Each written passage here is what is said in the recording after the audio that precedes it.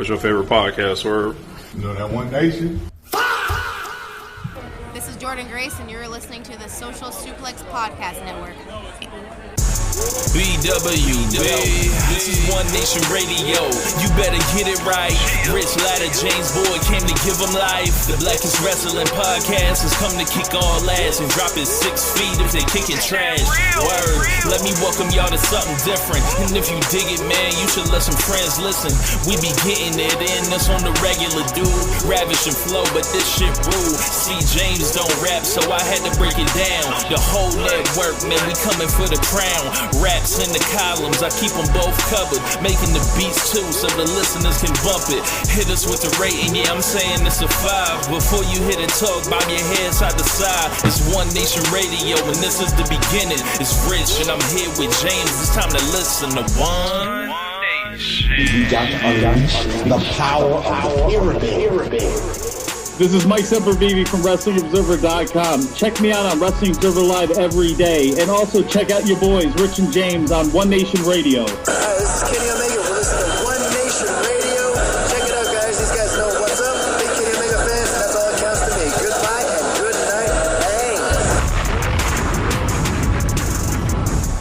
night. Hey, folks. Welcome to this week's edition of One Nation Radio. I'm James Boyd, and here we have Rich Latta. What's going on, man? Not much, man. Ready to, review another incredible AEW pay-per-view show.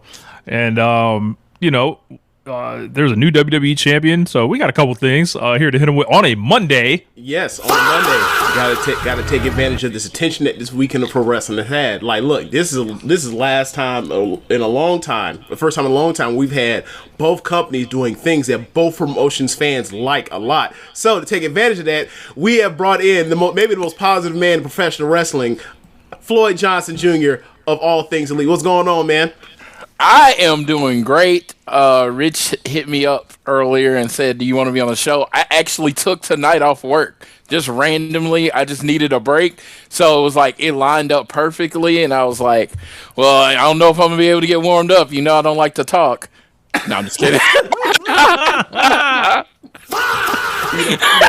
Notoriously famous podcasters that don't like to talk, right? Look, but don't you just hear the enthusiasm in Floyd voice? Don't you see the happiness?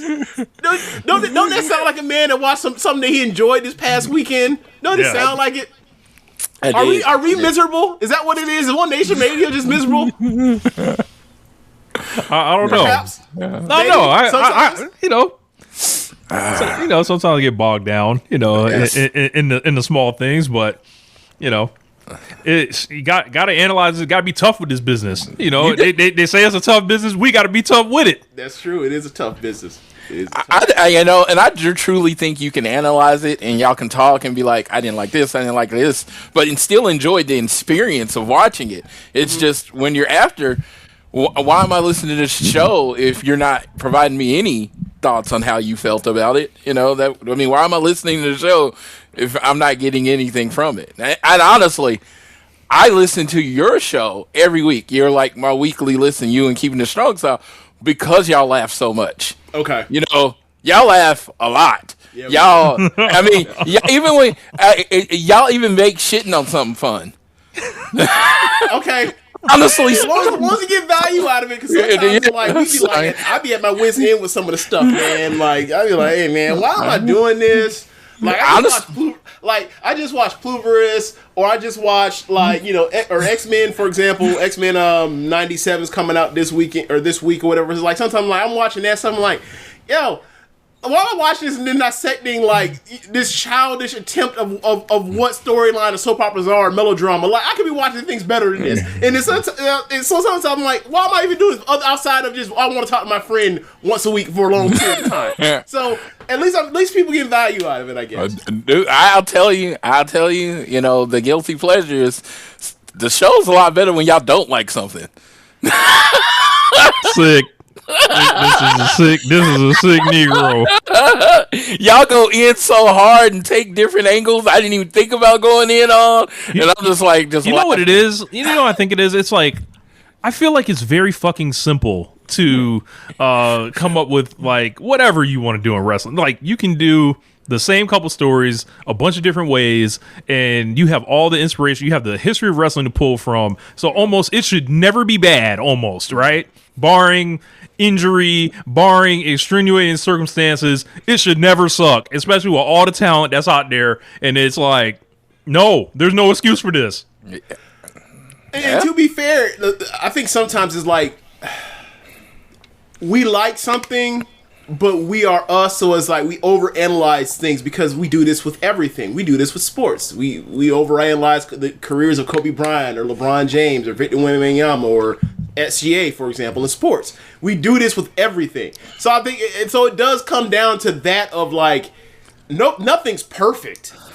But am I enjoying this on the ride? And then sometimes it's like, sometimes the journey ain't worth it. And then sometimes it's like you get a show like last night, or even like the stuff that happened this weekend is like, see, this what we talking about. When we be on this show, breaking our foots off in their asses, it's because, like Rich said, sometimes it's like, hey, shouldn't this shit be easy? Shouldn't Obafemi just win with King of the Ring and not the Yeet Man, Jey Uso? Yeah. You know? James, did you hear what they did with Obafemi's decision? Is it night one? Is Hell in a Cell with Brock Lesnar night one? Brother, this man he decided he did not want the title match. I said, actually, I just want to wrestle Brock Lesnar in Hell in a Cell. He said the title will always be there. The title will always be there. Ask Sami Zayn about that. Yep. I'm just like, just ask, honestly, ask, dude, from AEW. Anybody? Playing the saxophone. Ask Adam Cole. He was supposed to be AEW champions. Life happens. That's what I was getting at. Life Dan happens. Marino. As people that exactly. Yeah. You get there and you never know, right? You never know. You can have 5 competitive games in the NBA Finals, and then see at the end you see a guy that's 22, another guy that's 22, another guy that's all of them 22, and then next thing you know, they trade one motherfucker during the middle of an Oklahoma game for Oklahoma City Thunder, in the middle of October, right before the season starts, and then he becomes a fucking MVP. And you could have won 7. You probably could have won 70 games at some point during that run. Over $4 million apparently. Yeah. Yep. I was a season ticket holder then. I remember me and Rich, we were like, bruh, I remember telling Rich, like, bruh, Harden's gonna be an all-star. And then all of a sudden, he starts out that 2012 He scores season. 45. Yeah, and we was like, oh, he's even better than I thought he was going to be. And then obviously he becomes what he becomes. But it's like, yo, this... Dude, his... disaster. And honestly, and Thunder fans, especially, the people that were there every game, saw it. Because he was in the warm-ups, never missing. Like hitting 30, 31 threes in a row. And we're just like, okay... I know we got KD and Russ. How are we going to work him into it more? Mm-hmm. And I guess, it was like, that was like one of those, it did feel like Dan Marino because they got against the Heat, they lost, and then those Never 3 people, back. they're all going to be Hall of Famers. First ballot, all of them. Yeah, all of them Hall of Famers. Never get back. Never do anything. Mm-hmm. Sad. And the craziest shit about it was like, sorry, this is like one of the greatest what ifs in the history of the sport. It's got to be Absolutely. right? Yeah. So they trade the fucking guy over we're a small market and we don't want to pay the tax bill. But it's like you just moved the team to Oklahoma City from Seattle, fool. That's your fault. Yeah. But never mind it. Let's forget the part where they gutted a team that won. They ripped away a franchise that won a world championship there. Let's just forget that, right? They moved to Oklahoma City. They said they want to act like they weren't just a big market. Now they're a small market, and they don't want to pay the luxury tax because of Clay Bennett. And then immediately after that, what do? They pay the luxury tax every single year to appease Kevin Durant and Russell Westbrook, and they always were snake bitten. Either KD gets hurt, or Russ gets hurt, or Bach gets hurt, and the one year they actually all get together, they all get it right, they all healthy at the same time. It's literally 1 year, and they got to play against a 73-win fucking team. Yeah. And then they blow a 3-1 lead against them. And then the guy's like, I can't beat you, so I'm gonna join you. And there you go. That's it. That's how you give up a decade. Yeah. So give like up a decade. Like, yeah. like it was so weird. It felt so like bittersweet for me watching them win the title last season, because it's like it shouldn't have been y'all. This is the wrong set. Cool. I'm glad this franchise won. They're a great franchise. I love the whole. It looks like a college atmosphere. Those teams or those home games in the playoffs are tough as hell. Looking, love that crowd, love that energy, love the part where they do the whole. We gonna stand until the first basket made by the home team. I love that. But I was like, it feels like when a college team. It felt like when a college team wins with a team that wasn't their most talented team. Because it happens all the time in basketball and football. Where you're just like, how the hell did this team win? I mean, obviously they're a great team. This year, like they had better teams, they happen to lose. That sucks. Yeah. I'll just say this: it solidified Sam Presti as the greatest GM of all time, winning that title, and because he made the greatest trade of all time. I was like, they should put him in the Hall of Fame now, and the Clippers GM from then should be the one inducting him. Thank you. That is sick work. Thank you to Paul. I want to put Paul George's jersey up in the rafters because if it wasn't for him, we don't have anything we have now. Hey, didn't he finish top 5 in MVP for y'all his last year? Yeah. I'm just talking about the trade. He brought more to the team by not playing for us than he did any time he was here. Hey, you want now Rich for know this. Like this is a purely agenda move, right? This is purely an agenda move. Remember that 2020 season when y'all was supposed to sink, and then they had threw away Chris, and then the Rockets and James Harden threw away Chris Paul, and they finna send him to basketball. Hell, that was okay. You see it at the time, and they made the playoffs, and then they ended up running into Game 7 in round 1 against those Rockets. And everybody points back to like that was when we knew that the Thunder were going to actually not just be a process team. They were on their way towards something. Can we get Chris Paul number retired for the Thunder? Can we get that 3 retired? Hey, I'll say this: the ultimate winning play, the ultimate winning season for Chris Paul. He was supposed to die. Rich had the vultures ready to pick at the bones, and Chris Paul said no. and then went to a finals a year later. Hey, but to swing it back around to wrestling, yeah, you never know. You never know. You do. You never. It's your time to strike. Ask Braun Breaker about it. What's up with that guy? Oh, dude, he looks dead behind the eyes. It feels like one of those Vince moments, like Triple H came in one day. I don't see it in you anymore, and just moved on. I don't even get it. I'm sure in 2 or 3 years he's gonna get it back from Seth, right? But it's like that's in a promotion that we trust. You have more trust with. You can buy that. Like when the way that they were all puffing out their chests. And, Rhea finally got the win over Charlotte at WrestleMania. Was it 3 years, 4 years later? It's like.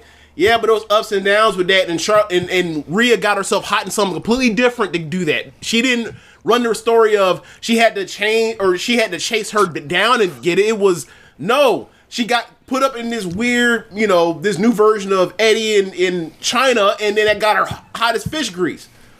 You don't know if you can't guarantee me that they're gonna get Braun Breaker back hot. Yeah. Yeah, anyway, they don't have I'm coming back from neck surgery. I got to work to become a different type of wrestler and put on a more physical style in them. They're I don't think their fans have the patience for that kind of storytelling that you're getting somewhere else. Yeah. And also, while that's happening in AEW, I'm not exactly loving it. I'm just now seeing the vision because, like, it's the way it's setting up is like based off the patterns I've seen in pro wrestling in the past. It's like, oh, Jon Moxley is going to be Will Ospreay's like first opponent. Yes. Okay, that's fine. That's cool. I get that. But before I was like, hey man, when we gonna get to a point where we know where this is headed? And it took a long time. Yeah, there's a lot to it. But where y'all want to begin, man? Y'all want to talk about the title change or? Let's start with the E. The E. Yeah. So it was Night of Champions over in Saudi Arabia. Yes. Yes. No big CM. No. Yep, that guaranteed watch for me. So you have denounced. Have you denounced that religion? Oh, dude. Dude, I ain't talking to you personally in a minute, so I gotta talk. The day he showed up to Survivor Series, I'm done. Done. He said, He said, "I'm." Oh, you. Hey. Man said the second that you turned on the elite. Dude, do you know? It's when you find out your cult leader is not a god. It was that moment. You found out. Oh, he's just a mortal that loves money just as much as we do. He's the same. He's just us. Fuck you. I don't need to. I'm not gonna root for me. I'm gonna root for somebody better than me. Fuck you. Because I took that check too. Don't get me wrong. I took that check too. But you presented yourself as better than that. That is true. For many years. Yes, I'd have took that check. I'm not hating on the man for making money. I'd have took that check too. Look, my thing I never was better than that. I think Floyd is like the walking example of how I kind of broke that situation down when he went back. I was like, CM Punk, at the end of the day, he's a pro wrestler. He's gonna do whatever he does. He's gonna sell out on whatever he says at a given time. That's fine. That's him. But that doesn't have to be you. You don't have to follow that shit. Yes. Yeah, you presented yourself as better than all that. I said fuck them. Blah blah blah. Yeah, I'm better than that. They tried to kill me. Yeah, I wouldn't go back to the place that tried to kill me. I'm just saying. So the horse is sick. He did not make the trip over to Saudi Arabia. I'll say this. Just to quote Common on My Way Home on late registration. They say home's where the hate is. Yeah. Some people, they were raised off toxicity. That's all they know. Yeah.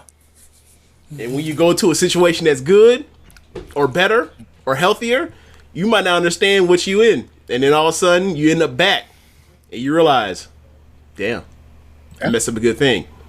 And hopefully there's some time to reflect. So, why your horse is sick. So they had 6 matches on this pay-per-view. What got into Triple H to open up the bucket a little bit and let some extra matches through? I think when Ice Cube Jr. complains, you gotta listen, because that dude is as positive about WWE as anybody is about anything. I mean, so your main chick is like, no, come on, we need more than this. They look, he complained about it last month. They fixed it this month. Who are they listening to? Incredible influencers. So, Junior, that's crazy. Yeah, I don't call him his other name. He's Ice Cube Jr. until he dies. Damn. Hey, look. If you gonna portray your dad in a biopic, we get to call you that. Yeah. So they open up King of the Ring final. Obafemi versus Jey Uso. This is your warning shot. Wow. Ow. So that just reminds me of one of those things I would do and I would think is cool, and then everybody's looking at me like that's not cool, Floyd. The problem is you have hundreds of people backstage. Why has no one said this is not cool? Think it is? It's not that it's not cool. If it's totally what Jay be doing. The problem is the way he went out there on Saturday, or was it last SmackDown, and he gave out 2 warning shots in like 10 seconds or 11 seconds. Diminishing returns. You got to say that bad boy in your back pocket. That is the trump card. Like you got to have, But whatever. Yeah, man. This match was basically, like, we have a guy, we finna give him almost everything. Like, Jey Uso was basically got his ass kicked for, what, 25% of this match? 30% of this match? I'm sorry. 75% of this match, 80% of this match. It was exactly what it needed to be. If your idea is the next big thing, or that we going with is Obafemi, and they did it in a way to where it go longer than just like a really short thing. And I think the overall impression is match okay. Obafemi, that's an impressive looking man. That's an impressive looking competitor in WWE. Dude. And then the promo at the end, that shit was awesome. And then they with the lights off, and he hit the pose holding the crown. I had to tweet that shit. Look, Rich, I'm sorry, I got to bring the comic book stuff up, right? Some of these comic book characters, they just look cool, right? But the character, when you go through and you watch or you read through these comic books and these stories, they're not much of characters. Some things are just cool drawings.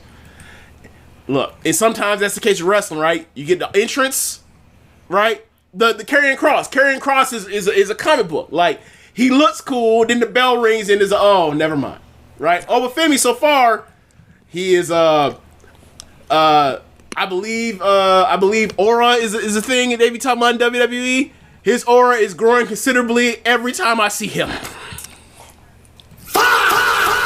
Oh, I mean, yeah, I get it.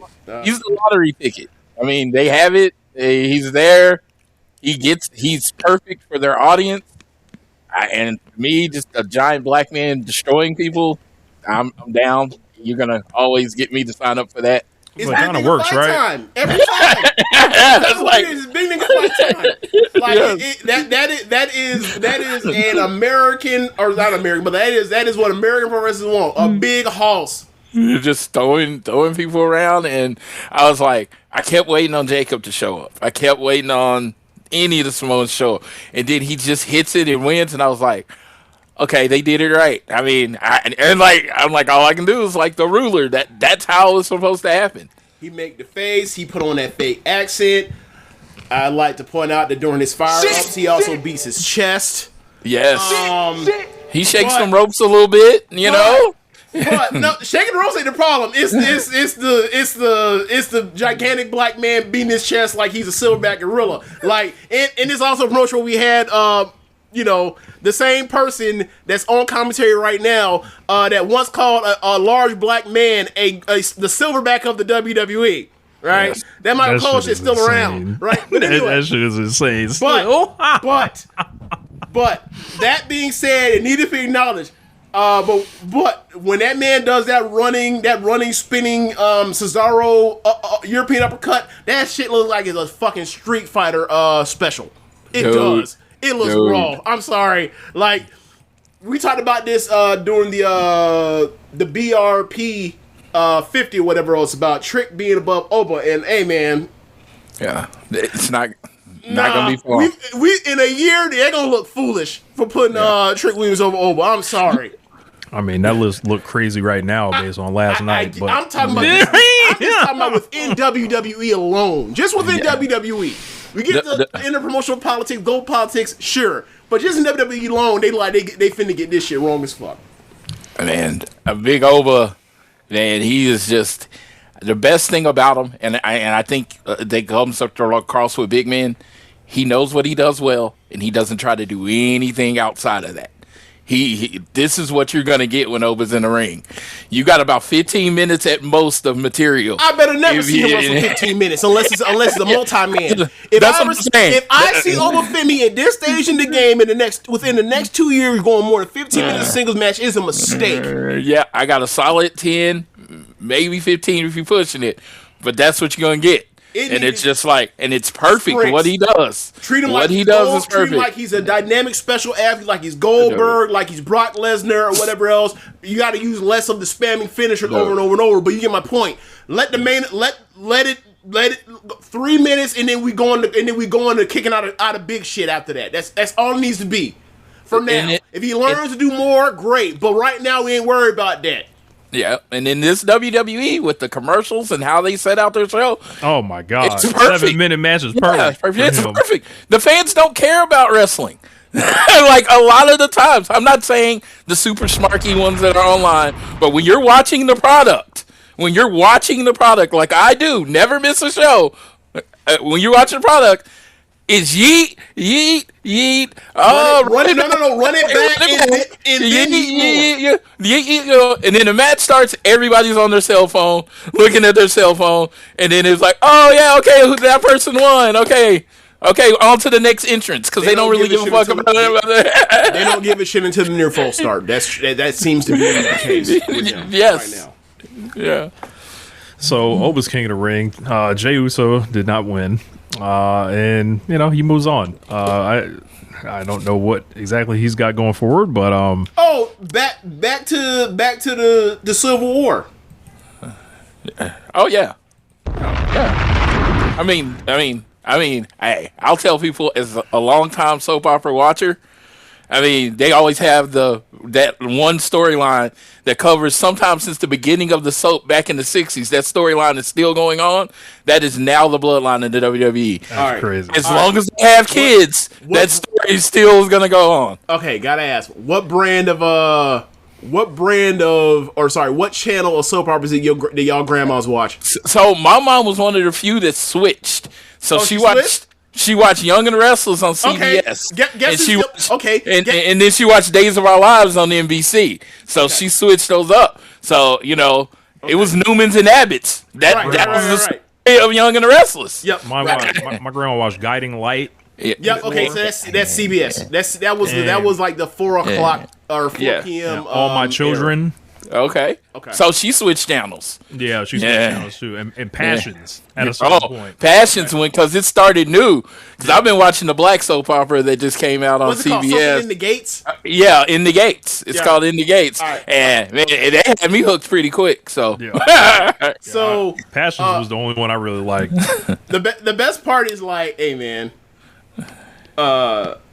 the way that like the actors, they be jumping from show to show or from network to network. It's like Scott Hall showing up on Nitro. Yes. For real.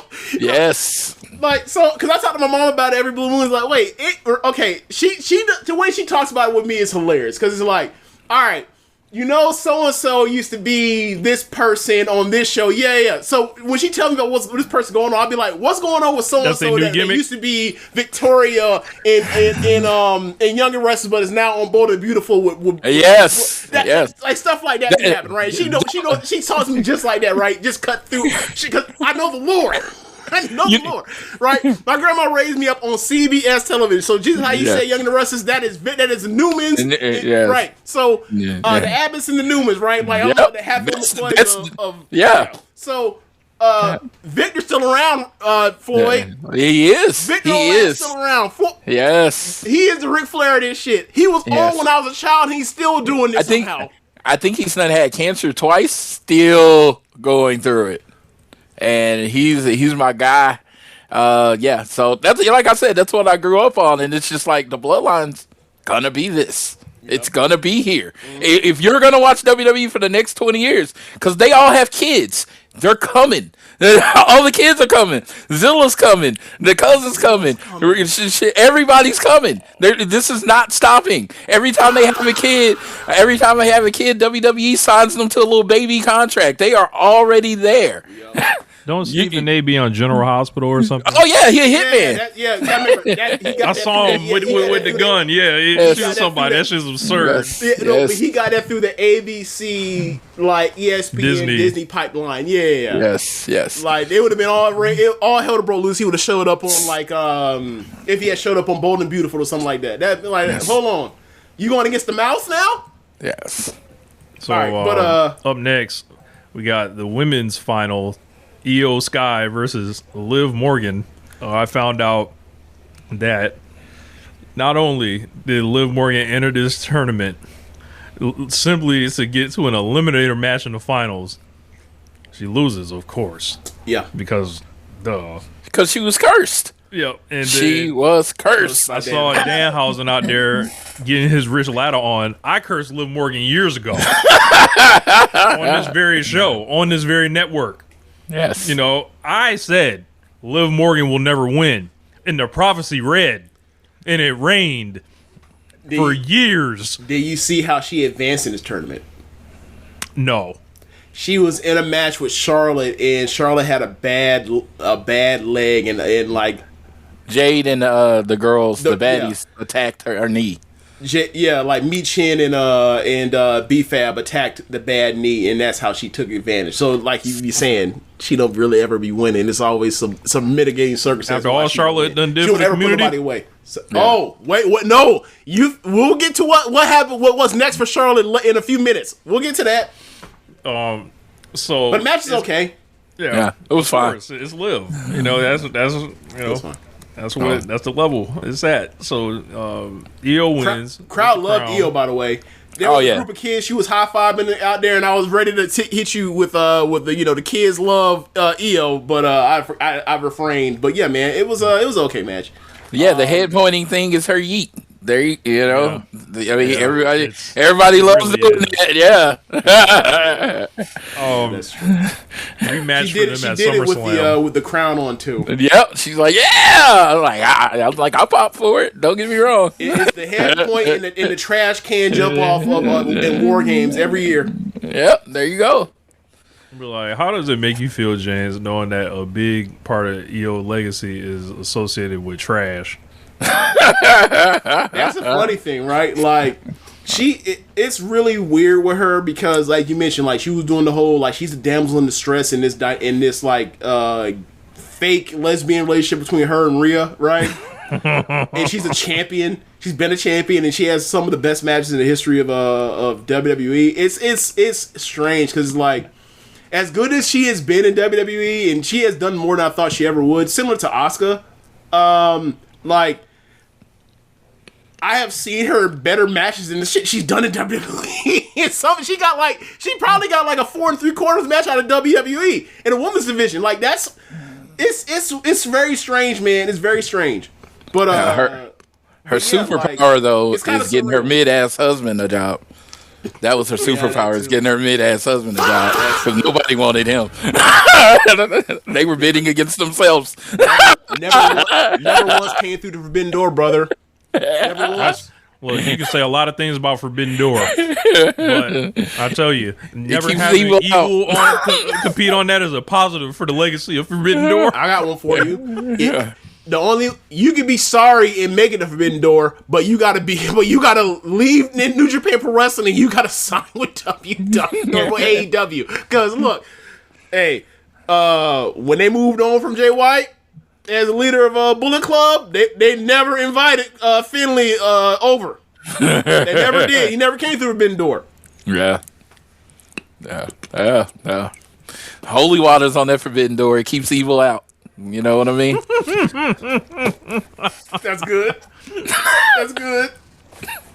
Well, speaking of keeping things out, Steel's cage match. Seth Rollins and Braun Breaker. Apparently, these niggas started the match by sitting down on a chair and staring at each other. Yes. I actually thought that was pretty cool. And they have all the weapons spread out around them in their designated areas. Like, we got this one for this one for this.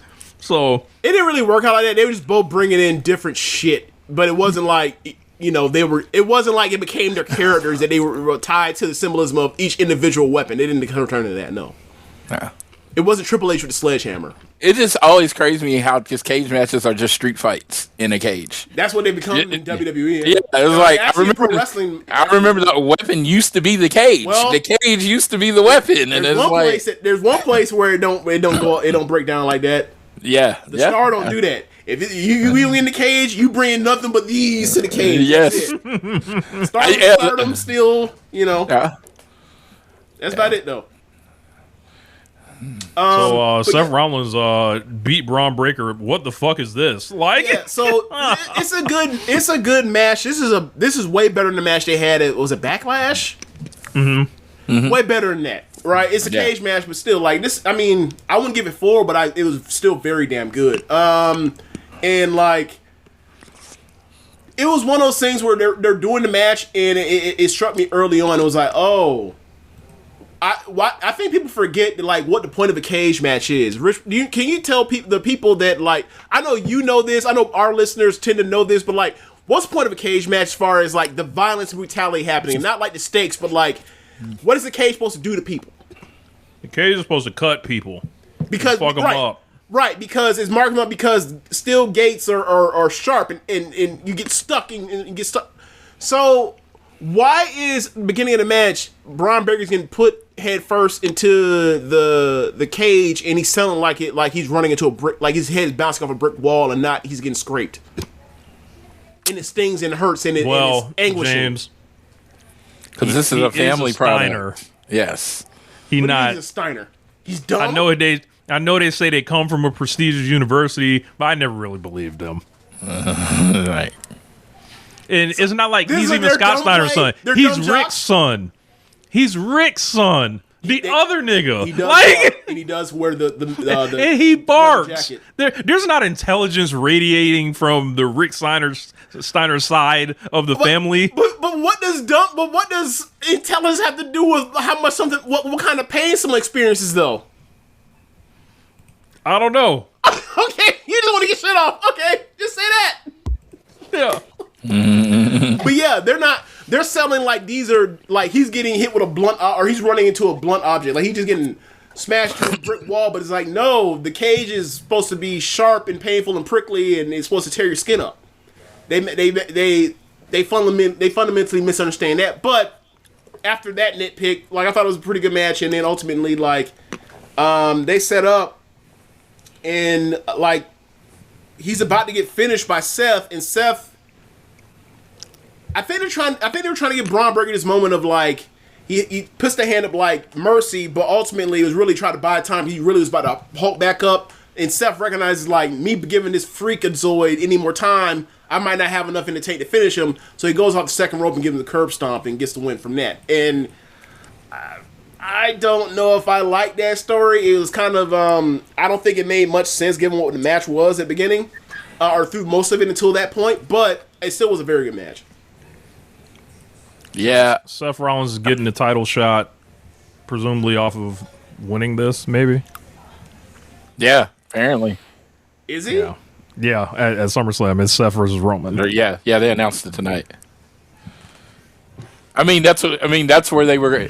I think they wanted it. I had heard they wanted it for Mania like the last year, and then Seth got hurt, and then there was a lot of changes. This is the match they wanted from SummerSlam. This Roman Reigns title reign, brother.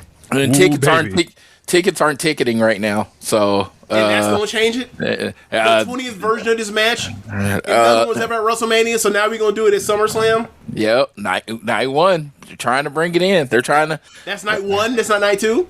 I imagine. It'll probably be night two now that I think about it. It's Roman. Okay. But.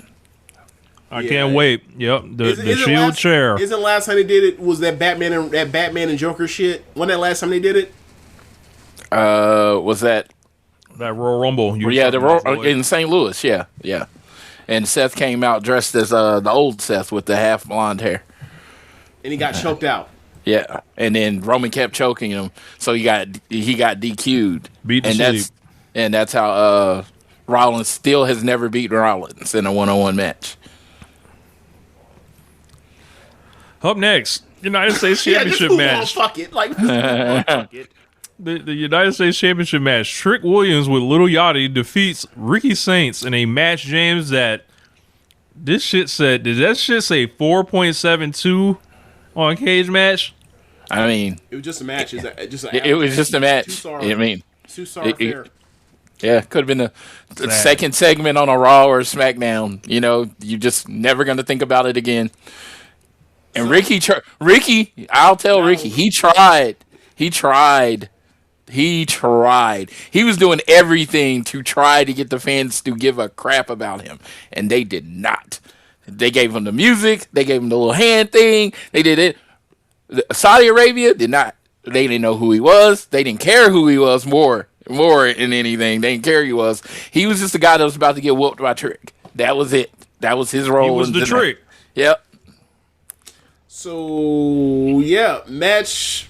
Basically, to get in the match, it's like he's getting outclassed a little bit. He's looking for an advantage. So what he does very early in the match, like he goes outside and he's arguing with Yachty, who has a kendo stick. He takes the kendo stick from Yachty while for some reason Trick decides to distract the ref and gets the ref to turn his back to the ringside activities. So Ricky then bangs the kendo stick against the steel steps and then tosses the kendo stick back to Yachty and then falls and does the Eddie Guerrero light cheat. Still, ref turns around and says, "Hey, I heard the sound of steel steps and you're holding a kendo stick. Get the fuck out of here, Yachty." They throw him out. Rest of the match continues. Good reffing. Fuck Lil Yachty. You know how not over do you have to be for the fans not to react to that Eddie Guerrero spot? Right. And they did not react to this at all. Right. And all. And also, it's the heel doing this to a babyface. Yes. So they got it backwards. Anyway, they just wanted Trish to slap him and call it a day. Yeah, he basically slap and then the trick shot. Like Ricky avoided trick shot at one point, but like basically after that one, next attempt he got trick shot. And it happened. The funny part is it happened right next to the ropes. Like Ricky's head is like this far from the ropes, maybe like a foot away from the ropes, right? So I'm thinking like, is he gonna get a hand on the ropes or whatever else? Nope, that's it, brother. Get him out of here. Yachty comes back out. He hits Ricky with the stick, with the kendo stick, and then gives him people's elbow. And I'm like, boy, some real TV ass shit here. They treated him like a geek. They treat Ricky Saints like a geek. Hey, man. At least the brother's where he wants to be. He's getting used. He's being used all right. He's definitely being used. Use me up. TV time is gold. That's what they tell people, right? That TV time is gold. He's also in the bucket because he was on the PLE. So he's in the bucket. Hey, he's in the bucket. To paraphrase what Gary Payne said to Vince Carter after he dunked over 7'2" Vice in the Olympics, you wiped your ass with him. Hey, like Trick and Yachty, they wiped their ass with Ricky Saints on this weekend. That's definitely what happened. This needs to happen. And word to God, does he perform Cold Like Minnesota at SummerSlam? I didn't know he had a song called Cold Like Minnesota, so who is this? Talking about Yachty. He should absolutely do Look, this. man, and it would sound ridiculous in that stadium. Yes. That absolutely happen. I like a handful of the Yachty songs, right? I love Broccoli, right? It's also funny when after he hit the move, the people's elbow, right? Yes, and no commentary said big bands flex up. I fucking died laughing. Like there's no way. This is like when Triple H tweeted out, that he's having a futuristic summer with an A, not no ER or A, and I was like, you don't even know what that is. Like you don't know what this is. This is a promotional situation that the people put before you to say out loud or tweet out loud. These white people have no idea what they're being told to say. Not to say there's something sophisticated or something or whatever. Just like, but there's just a clear gap in cultures there, dude. Weird synergies. You could offer me free tickets to every show for the rest of my life if I could just tell you a Lil Yachty song. I could not. I am 45 years old. Lil Yachty, I am not in his demographic. Missed it. I missed that. I didn't even know he was famous until he showed up on WWE, and I was like, oh, okay. It's over for him. It's not that he's actually famous. It's that, like he has an internet. He still has a bit of like juice in internet because of like. He's not a good rapper, and like that's the thing. He's almost like this. He's like the next generation's like Soulja Boy, where it's like, okay, are we really entertaining this? No. And it's a bit of a troll. It's a bit of a trolling as far as like what he does, and people are like, let's be less negative or whatever else. And it's like, okay, cool, let's be less negative. Oh, you see me makes terrible songs still? Okay, whatever. Terrible music, and then he gets in these interviews and just says these absurd things about like hip hop and rap history, and like it's like, all right, man. It's a lot like Bully Ray. Yeah. Oh wow. You are not good enough for us to be caring about your opinions in that way. Yeah, dude. Like a month ago, I agreed with Bully Ray on something. I had to re-examine my life. Stink. Yeah, take a shower right away. I had to re-examine my life. I was like, he said he got to take a shower. Is that what you said? Got to wash that off. Agreeing with Bully Ray. Can't be living in that filth. Agreeing with Bully Ray is like taking a shit. You immediately got to take a shower. I was like, terrible. Yes. Like that. Yeah. Send it to him. He won't see it from me because I'm blocked. Like, oh my god, y'all fucking stupid, man. All right, what's the next match? Oh fuck! Tiffany Stratton versus Jade Cargill in a match that has a 3.60 on Cage Match. Holy shit! I mean, Jade is the female Ultimate Warrior. Okay, she is. She has an amazing look. She has an amazing presence. Does she? I mean, she has a look. She has a presence, and then the bell rings, and you go do something else, and find out what the result is in a minute. So I'll say this for Jade. I saw something on Twitter that I did not like, and at Piper this point, yes, at this point with the Piper Niven thing and Chelsea Green, that shit. I would like Jade to whoop one of their ass at this point. I mean, it's getting. I know it would never happen, it's right? Because a storyline, though. I don't know if it's a storyline. No, it is. Like, I mean, at least from maybe not from Piper Niven's perspective, but it definitely is with what's her name? Chelsea Green. Chelsea Green got involved in this match. So Me Chin and B Fab get involved. Chelsea Green's underneath the ring, cause a distraction. All three of them end up getting moved out the way, and then the belt's in the ring. So the ref and Tiffany are in one corner. Jade sees the belt. She's gonna pick it up and use it. So when she goes to pick it up and use it, as mentioned, like, you know, they got involved with Charlotte's when the Queen of the Ring. Charlotte show up, and boy, when you see this fit Charlotte got on, Rich, it's black flames with like peach and purple, almost like the colorway of like the Phoenix Suns, like those Valley jerseys. Like it, but it's loud as all hell. It's like a hoodie. It's like a big puffy hoodie. So she grabs the belt and then she waves at her like this, and she turns around. She ends up eating Tiffany's finish, and it's like, okay, so now Charlotte's gonna be tasked with her turn. And it's like, all right, whatever. Jade's dream match. This how you get Jade. This how you get Jade away from the title. Mm-hmm. And they figure out how to have good TV matches. But while I'm watching, I'm like, yo, Tiffany is so much better than Jade. So much better than Jade. But yeah, if only that mattered. Yeah. If only that mattered. I mean, like it just doesn't. Rich fell off the video. Yeah, no, I had to go away for a second as you said that. I wasn't going to be on screen. I thought it was an accident. Like we had a connection drop or something. That's like, I found the Charlotte you see that get fit? up, kind of. Hey, I'm telling you. I'm telling you, Rich. When she starts showing up for like WrestleMania, for the Hall of Fame WWE in like 2040, them gonna be Mulkey fits. She's gonna carry on the tradition of Kim Mulkey. Oh yeah, we've seen that coming. We've seen that vision, but I don't think we ever expressed it on the show.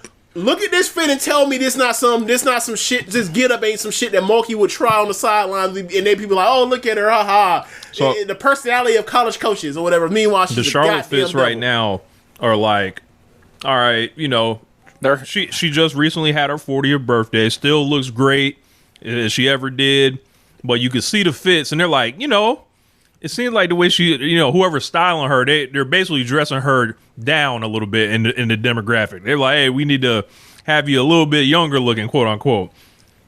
She's got to get through this era first. But as she goes further on, she's not going to be able to keep this up, what she's doing. That's when the Mulkey thing comes in. Okay. Should we come out there looking like Seth Rollins in his jackets and stuff like that? Oh, my God. Sure, why not? It makes more sense for her. Yeah. The Queen.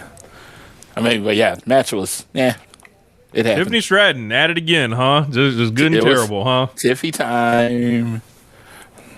Whatever. That's the part. You say that, and she comes out, and you cheer, and then there's a match. Yep. And then somebody wins. Like, so, up next. No, but I think it's funny because it's like, remember, she made a save. Charlotte made a save for Tiffany Stratton. That's funny. Yes. That's insane. That's funny.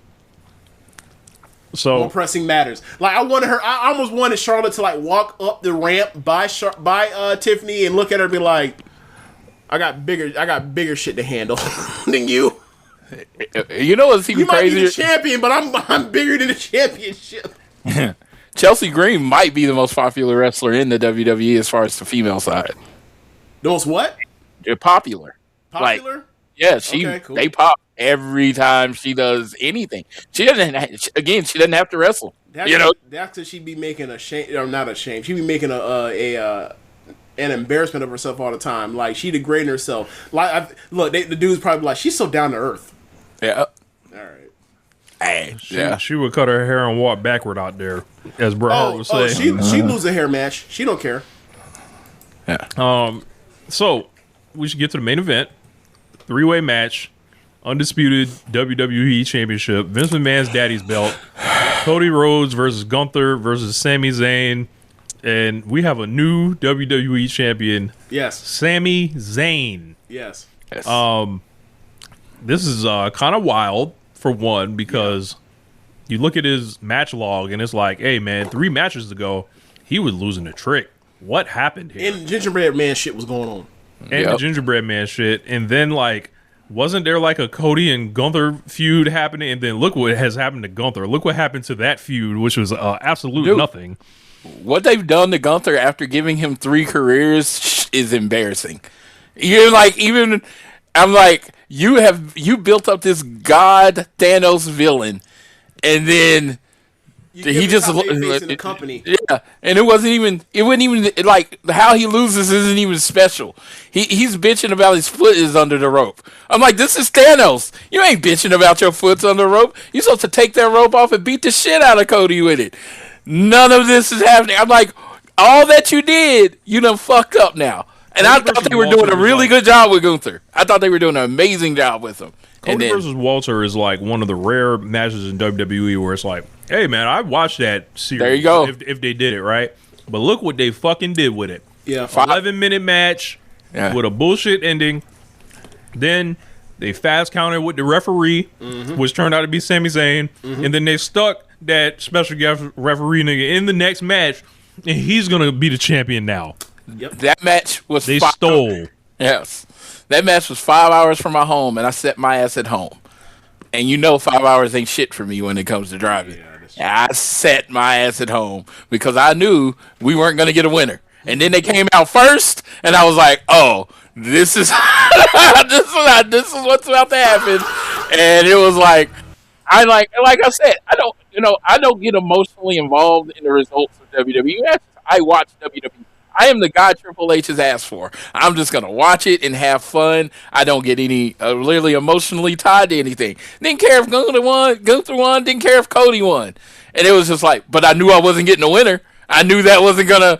I knew it was gonna be some bullshit. And I was like, I'm not driving 5 hours, getting barely any sleep, getting back in time to work at 7 o'clock in the morning for what happened.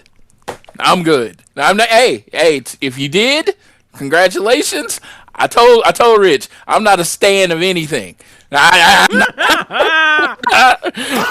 a fan. I am gonna weigh my money and my time and decide if it's worth it. They told me it isn't. So champion. Well, should we start with Cody losing this fucker first, or what? Like, he took the pin.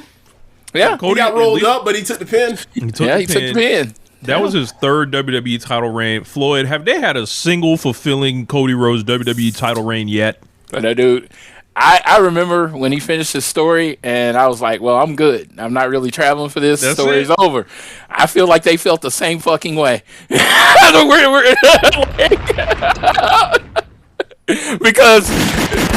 build up a guy, have him win some matches, and then have Cody beat him. The formula's been there since Bruno Sammartino, and WWE cannot seem to get it down. Shit.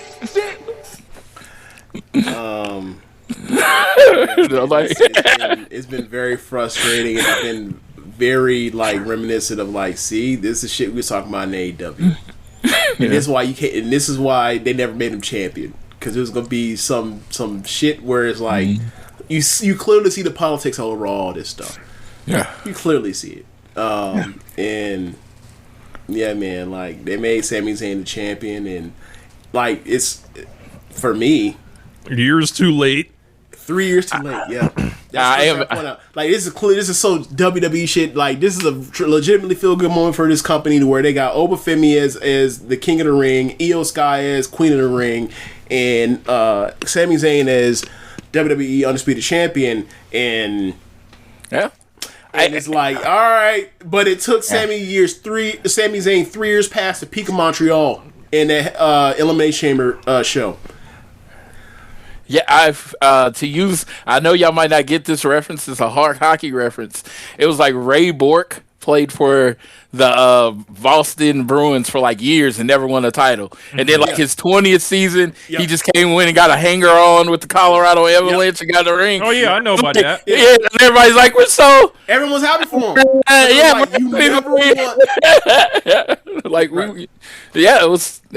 We got you. Like Ray Bork is a classic example of that's what people want from like athletes. It's like you want your ass to be stuck to this bad or unlucky franchise to your prime until you pass your prime, and then after you had a Hall of Fame career, it's okay for you to chase after a win, after the ring or whatever else. It's like okay, when I'm okay with it, it's okay for you to go chase it. Yeah, that's exactly what it is. Exactly what it is. Like I mean, I picked that up in sports and. My first example of that was getting that was Ray Bork, but like the first time it really dawned on me for basketball was KG and Ray Allen. Yes. Ethan Saber Jr. Appreciate the $4.99 super chat. Holy collab! What no Austin does to a man. Welcome Floyd. Dude, don't do that. Don't do that. Dude, we love Austin. Yeah, we were recording and our power went out during the show. It was like welcome to the click, and it was like. And Austin has a real job where he has to actually go places and do things. I work in my Austin really be touching grass while you bury his man on the sun. Yes. So while I'm sitting here, at home working, he's actually, out there grinding, being a sports reporter, and I'm like, oh, so I'll fly solo a couple times, but he'll be back for the next episode. I'm excited. Detroit sports, they kind of somewhat up now, you know what I mean? Because Pistons had a good run, and the Lions aren't terrible. I mean, think about Detroit like 5 years ago. I think about Detroit winning most of our lifetimes. Yes, most of our lifetime. It's so cold in the best D. Lions football. Look, I saw Barry Sanders as a kid. This is the best run of Lions football my whole lifetime. Yeah. Barry Sanders played 30 minutes from my house. So there you go. I know. I remember. I always tell the story. I was at a mall with him, and I was the only one that recognized him at first. Really? And I went up to him and talked to him. Was just chatting with him. I was trying to get an autograph. There was no camera phones. He's like, no, man. Like everybody will run up on me. So I was like, okay, thank you. Gave him a 5. Walked in. As I'm walking around, I'm not a small person. Everybody sees me. He's like, who did he just dap up? And then they see Barry Sanders, and you see like 60 people crowd, and like people got autographs, and I was so pissed. I was like, why you gonna give them autographs? But he gave him autograph to get away. He was trying to. Right. Hey, you got to remember, Detroit is one of the prime One Nation Radio cities. Yeah. Yes. People show up in them ONR shirts to Dynamite regularly. Shout out to Black Saber Jr., bunch of folks in Detroit. From 8 Mile to One Nation Radio. Let's go. Sir. Yes, sir. So how was the match? Like, what did they give us? I honestly thought it was a great match. Good man. Yeah. I was going to say it's a really a match, and it's not like generally my restrictor plate for my ratings for WWE where I lower it. No, it was a legitimately good match. Like a lot of great false finishes. I mean, honestly, I'm not the hugest Gunther fan in the world, but we've heard. But we've heard from you multiple times. Off air. I honestly thought he's not the same. He definitely served his purpose in this match, and it was really fun. And it was like 5 minutes left. I was like, "Oh, Sammy's winning this," and I don't know why. It just kind of hit me because I had Dave Finishill. Gotta give him a shout out. He called this. He said Sammy was winning. He flat out said it. I didn't hear that. I'm sorry. We got to add like a honorific on this historical Sami Zayn hater. Yes. Dave Finishill. He called it. And he's like, after the match, he's like, I can't believe I nailed it. And I'm like, well, most people can't believe he nailed it because dude, all he does is lose world title matches. Like, he was 0-10 before that or some shit they said, right? He was 0-10 in defenses, and they pointed it out. Like throughout the story. Yeah, the Knicks got a ring and he got one too. You know, shout out to him. Buffalo still doesn't have one. I just had to take my shot. This just restores hope to the runner ups. Josh Allen, you got a chance. Josh Allen, you got a chance. All right, so no, I was me and Rich finna get into our Momo Watanabe or basically jokes, but not slander because she's great. But like in Stardom. Rossi and basically Toro Okada basically had you can see it. Like, once you get to your fifth chance and you fail, they're done with you. Whatever belt you keep trying over the years, you failed to get, you're never getting it again, right? And Momo, she passed that V5, I want to say like 3 years ago, and it was like, it ain't going. I don't think it's ever going to happen for her. She might have been the best pro wrestler or best women's wrestler in 2019, and she was literally 19 years old. And then it's like, but she's really never going to win the top belt in Stardom. And you look at her career, it just ain't shake out that way. Hey, New Japan is down. We need to get the title on Ishii. You know, we need to go ahead. I've been calling for that for years. We need to go ahead and get him his belt. He deserves it. If Sammy can get his gold watch run, Tomohiro Ishii can get his gold watch run. Let's go. Shit, I know Keepin It Strong Style on the air right now. I should call in and say, hey, man, get this belt off this Inspector Gadget dress ass nigga. Put it on the Stone Pit Bull, nigga. Yes. We live in a world where Sonata was champion and Ishii can't be one? Hey, come on. Saber and Goto a couple years ago. Remember how fun that was? See Goto break Goto. Get over the hump. It was great to see Micah actually get over the hump in Stardom. It was at like 2023 was the year where it was like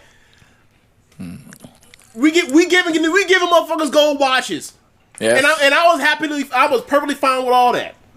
Yep. And Sami Zayn, he get his gold watch, and gotta say, as someone that only watches WWE in pay-per-view form or whatever else. After, I think maybe like a week or two ago, I was saying, like, on the show, like, man, if y'all had saw Sami Zayn when he still was in his prime, you would have been like, this was the guy that should have been, or could have been the person to have, like, filled that like, void for, like, when Punk left and Danielson and they retired Danielson or whatever else. He was perfect for it. And then they just never went with it, and they tried him like he was a geek and all this kind of stuff. And then eventually, he won people over because we told y'all, and I'm happy that he got this because this was not supposed to happen. It wasn't. It should have happened 3 years ago, and if it was never going to happen, then in my mind I was like, oh, it's never going to happen. And then he finally, it still worked out. The man lost in Montreal with his family in the front row. You ain't never winning the title in my mind. This is past that. But I do want to say I am happy for the people that are happy for Sami Zayn.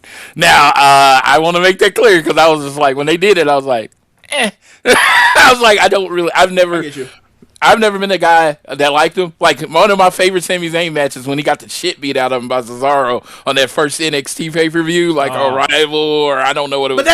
But those matches are awesome. Those Cesaro takeover Cesaro and Sami Zayn matches are incredible. Yeah, that was my favorite thing. And then he had his match with Nakamura at that takeover, and those were my matches. Yeah, and it was like, those were my things. He's one of those guys, you get the title, but he doesn't get to keep it long. And, I don't think he's going to get to keep it long. I don't think I ever really seen him win the title, so it was just like, oh, wow, that's surprising. Like, that was my reaction to it, so. Whatever, good for him. Jey Uso's going to give him a warning shot. He announced tonight he's going to SmackDown to give him a warning shot. Ow! He said it. They're like, I'm still gonna give him a warning shot. He's going. Ooh, baby. He's like, I failed against Oba, so now I'm gonna go. Sammy ain't got no challenges. Former brothers in the bloodline. Yes, the bloodline will rule this business, dude. Hey, Jey Uso, Sammy, Roman. Jey Uso, Sammy. The bloodline makes champions.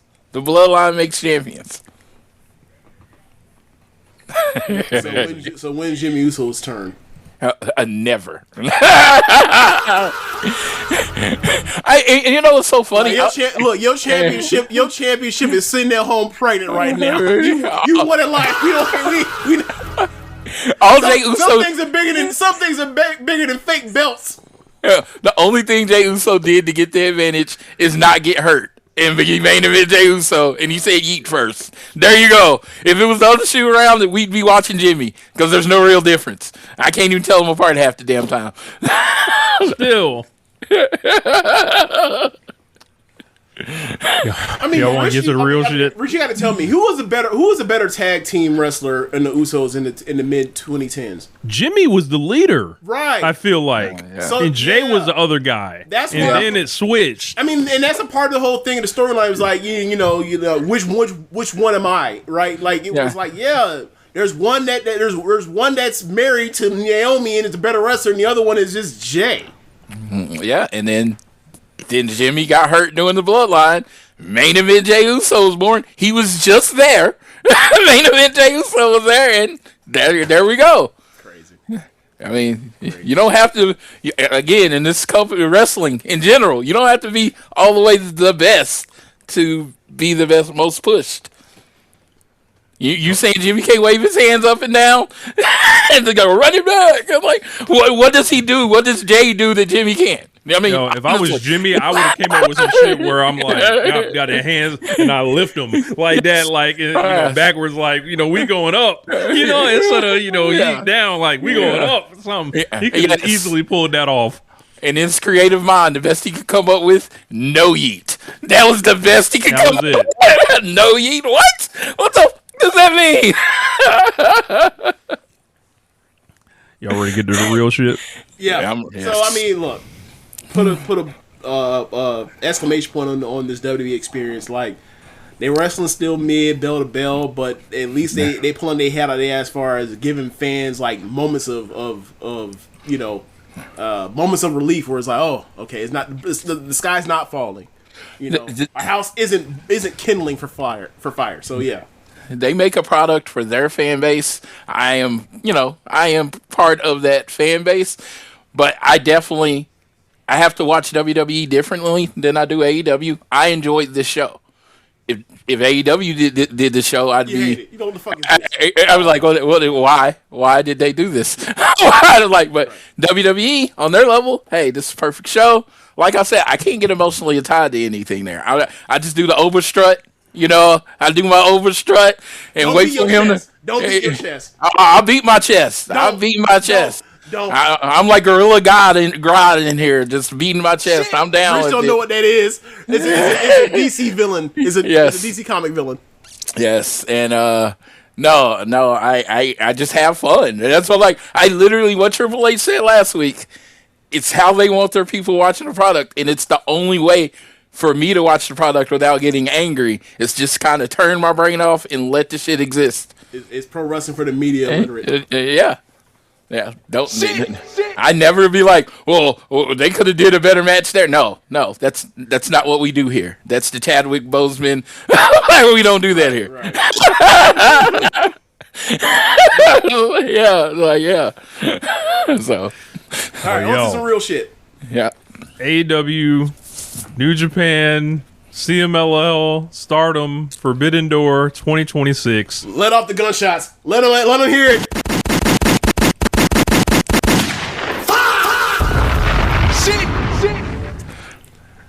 What a great show, man.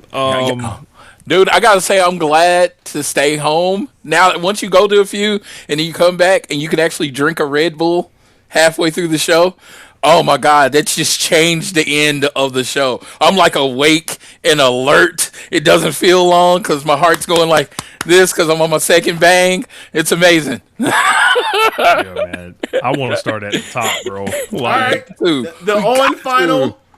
Yeah. Will Ospreay versus Swerve Strickland. Will Ospreay versus Swerve Strickland. This is one of the best matches I've ever seen in my life.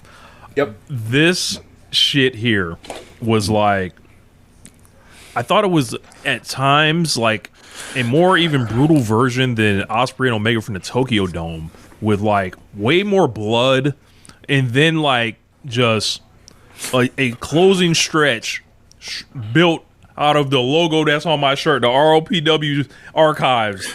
Niggas just firing up, being epic, kicking out of shit, kicking out at one. Bro, I could just feel like when the entrances were happening, mind you, these guys were dressed up like things that I don't really know. I got some intel. Swerve is dressed as Lobo from the DC world of comic books because like he's a character in this new Supergirl movie. There was a corporate tie-in, thing here with it, bro. When I saw him come out, I don't know what any of that is. So like, I see him come out with that and a cigar, and I'm like, yo, bro,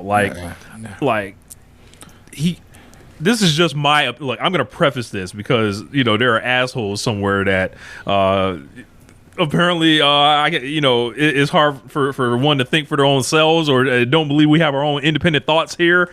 So when I saw Swerve come out, I was like, yo, knowing what it was all set up, we all kind of figured Will was gonna go to Wembley and stuff like that.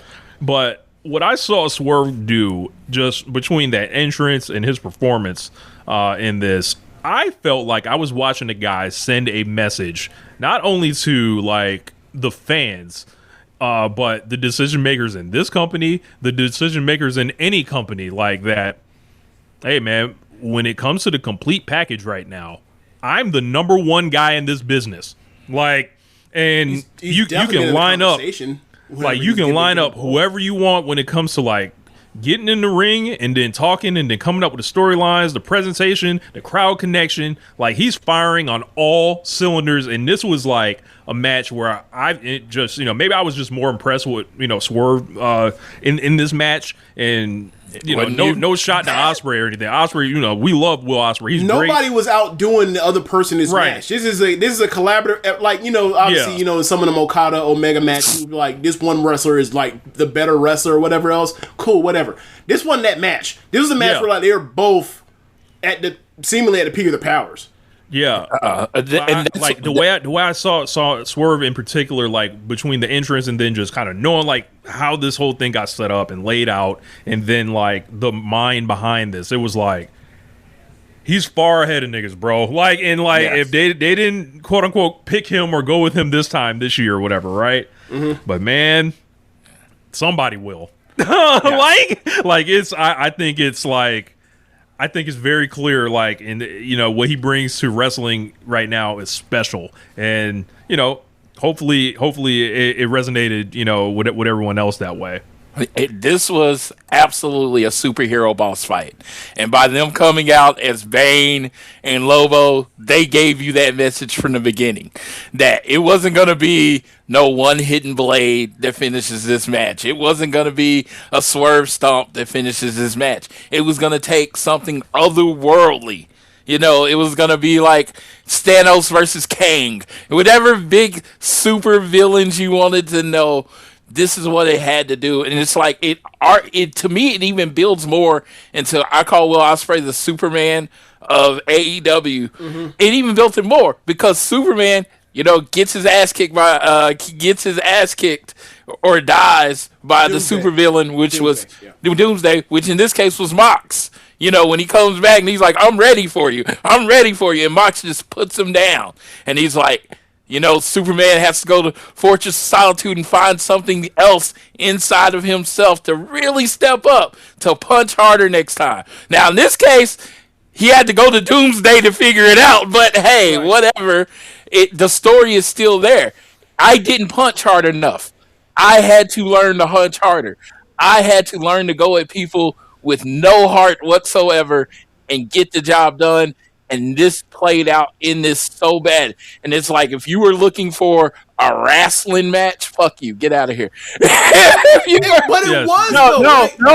No. And what I mean by that is, it was like, well, these just hits one. It's over.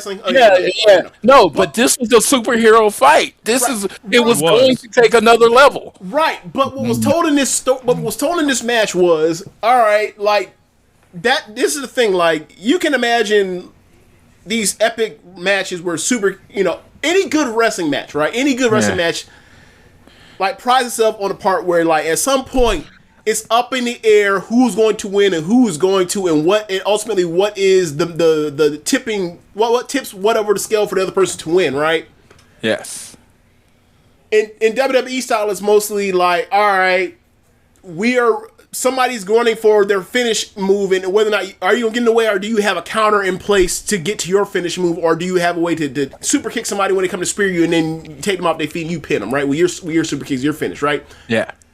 In Japan, it's a lot of like, all right, we both got this fire. Sometimes one burns brighter than the other, but you got to extinguish the flame. Like, you got to put somebody down and finish them where, like, you hit them with the finish, and it seems like there's nothing left, and the last bit of any bit of strength this person has is to kick out, and they're just basically done, and you got to put them away, and you basically got to put them out of their misery. This was that style. Yeah. And on the margins, what was between these two in this particular fight it was honestly like getting early on, right? Mm-hmm. Early on is like, hey, like, Ospreay did do damage on Swerve's arm on the floor with that fucking arm bar. Mm-hmm. That played into the storyline that they were telling, where we're like, you know, I know Rich was like, and a lot of people were like, we don't want to see Will Ospreay do Saberism, but anybody that has any faith in Ospreay, have any parties figured out, is like, he's not actually going to do full on Saberism. It's going to be on the margins, and ultimately that played into it, and it played into the story of like getting people to believe that, like, at the end of this, the very end, where he's basically dead to rights, is he actually believes this Jon Moxley shit and Death Rider shit has made him better. He believes in himself after he came back and had doubts now. That's the story. Does this guy that it has everything figured out except for the mental and emotional parts of this, is he, because he's failed at this championship level. He's done everything to do in this company except for win the AEW World Title. What is the missing thing that is why he has failed, and why he can actually believe in him now to do it? It's the guys that fucked him up helping this dude figure this out. On the margins, he has the coach in place, right? Like, if we had Greg Popovich said of Mitch Johnson coaching the Spurs, might be a different result in the finals. That's all this story is. This is what this story is telling, and it's also going to the part where, you know, Moxie and them, they gonna play all sorts of middle mind games when they fuck him over and they put that Ziploc bag over his head and turn on him. Dude, Moxley wants a true adversary or whatever else, and he wants the AEW title. They're kind of rerunning this Danielson shit all over again in that way, where it's like, he's gonna turn on him, people gonna be furious, and we'll go from there. But you sure about that? You sure they ain't gonna cheer? That Will Ospreay getting suffocated? No. Yes. No. This is John Moxley. Will Ospreay. This is. All right. Dude. Because we never know what side of the bed John Moxley gonna wake up on in the morning. He might just feel like being a babyface that day. Yes. You know? Yes. All right. So, but meanwhile, in this match, like, bro, me and Rich talked about this. Like, there's gonna be a point in this match where Swerve is gonna have people believe it, and I said this is probably gonna be 2 or 3 of those moments. He got him when Swerve kicked out of a buckshot hidden blade. I could not believe that shit. I was like, all right, man, y'all got it. We way out of here. We passed the 5-star shit. Like, Meltzer gonna give this shit like. This is my match of the year. Crazy. Like, this is my match of the year. No, and it's not even close. He's gonna give it 5.5. He's not gonna give it. No, I said 6.5. He's the only match to me. He was like top 3 or 4 match. Like, I was like, all right. Man. He was like top 3 or 4 match this year. I'm like, all right, man. The only match I've seen that is better than this is Kenny Omega and Okada at Dominion. To me, that is clearly better than this is Omega and Okada. I think that there are 2 matches that right now, if we were going to go to any place where people watch a bunch of wrestling worldwide, I think the 2 matches that people are going to vote the most will be this match at this point, and probably the Tanahashi retirement. Those would be the two. Yes. I just wanted to say the moment for me in this match is when Will hits the hidden blade and then Swerve just swats him away. If that did not look like a supervillain moment in a movie where the hero thinks he has him and it's like, no, that ain't a fucking enough. And I jumped up and I flexed and I was like, yeah! And that's a play and a callback to their match, the ending of the match against that they had at Dynasty when Swerve was champion. Yes. And then he says to him, "You always been little bro."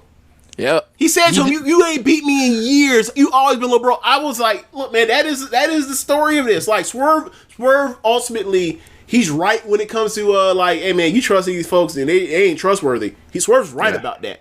But it's also like Swerve is arrogant of like, you think that made a difference? It ain't gonna make no difference. And ultimately, that was his downfall. He had noticed that like this has changed Will on the margins. Yeah, and they both had kind of developed their fatalities, which, Will always had the Tiger Driver 97. Yep. And Swerve's been using that Vertebreaker. Yep. And it was like, who's going to hit that first at that right time? And then when he hit it and it didn't finish it, it was like, oh, shit. Bro, okay. So much blood in this match. And dude. Just like... Ospreay has a crazy blade job, right? Yes. He has a crazy one, right? And then Swerve pulls out... I thought I know there's no arteries up here or wherever that he cut himself. But bro, I was like, what the fuck did he hit? Like it was. I saw someone say this looks like DMX on the Flesh My Flesh, Blood My Blood album cover. I was like, you got a point, because I ain't never seen a black wrestler be that bloody ever. Yeah, ever. He's dark skinned and like you clearly see the blood. You see red. He dripping multiple puddles in the ringside, everywhere. That nigga bled everywhere in this match. And all that blood loss, like you're losing your gas and your oxygen and shit, and it's like you gotta run through just the thing of doing the match itself. Like you gotta like run through all that shit and hope you got the win to keep going and all that. There were all-time great wrestlers asking how he did that last night, like all-time legends just wondering like, what did you do out there? I can never do it like that. Right. I mean, look, that's the thing, right? With like you mentioned, open the blood. Like, yeah, man, like that's one of the things I've never. One of the things I've just in real sports in general. One of the things I've never understood is why people don't, or why sports leagues aren't looking for people that are blood doping. Mm-hmm. Like taking blood out of extracting blood out their bodies gets to the point where their bodies regenerate, or make up that blood, replicate or fix and get back to where the normal levels are, and then they just re-inject it. That's what the cyclists were doing. That's how they're blood doping. Why aren't people like? You don't think that would help in the NBA? Like when people talk about LeBron and they make these PED jokes, I'm like, if there's anything I would guess he would be doing would have been blood doping back when he was in his prime. And it's like, you mean to tell me this 260, 70 pound motherfucker is the one that's playing for the whole entire second half of playoff games and doesn't like he's tired at all while he's playing offensive defense and controlling every single thing? How is he managing this? This don't make no sense. Like, that's the biggest drop of LeBron, period, is like, you can see his gas tank year by year gets more and more worn out. Like, that's been the actual change. Not like he don't jump as high, even though it still happens, but like, the biggest thing when you watch LeBron is like, he ain't got no gas tank no more. Yes. Compared to what it used to be, where it's like, oh, he was playing 41 minutes at 260 pounds. But, back to Swerve, like you mentioned, like that's another part of the story is like the blood loss is like, how do they keep going this fucking far when it looks like they should just have nothing left? That shit was a movie, bro. Like, and it was just sorry, Rich, go ahead. Oh no, yeah, I was saying like I thought it was just like you could see it was like the peak of like what guys can do athletically and laying out all where you subvert the expectations and you take the crowd on a ride, and it feels like 50-50. Like again, we're going into this Ospreay weighted match where it's like, yeah, we're just, the part of the storyline itself was where it was like everybody thinks this is, some laydown or whatever. Bro, you're watching it and you're just seeing the performance and it's like 50-50. It's just, by itself, like right there. And it's like literally who is going to cross the tape first, and it comes down to, are we running through the tape or are we doing the chess shit? And the thing is, it was like the thing that came through to me is that Swerve was there on every level. Like, I've known Will Ospreay is one of the best wrestlers in the world. And I was telling Rich before we pressed record that I always put Swerve in the category. When you talk about wrestlers, I'd be like in-ring performers. I'd be like, it's Omega to catch the Ospreay. You know, I'd do that. But Swerve would be over there, best overall acts in wrestling. I would always talk about Swerve in that best overall acts in wrestling because I didn't really consider him that level of a wrestler. Last night, he gave me the double birds and said, here I am. I'm going to be here. I've been here. I could have done this whole time. I just finally got the stage to do it. And I'm standing up there like the last 5 minutes of this, I am on my feet, clapping, about have tears in my eyes, because they have convinced me that Swerve has a shot, even though I came into this match like, oh, Will Ospreay's definitely going to win. On those last couple of threes, I was like, man, give it to Swerve. Man, give it to Swerve. I'm like, they made me like, I am a fan, but they made me a fanboy in that moment. I was just like completely immersed in that world.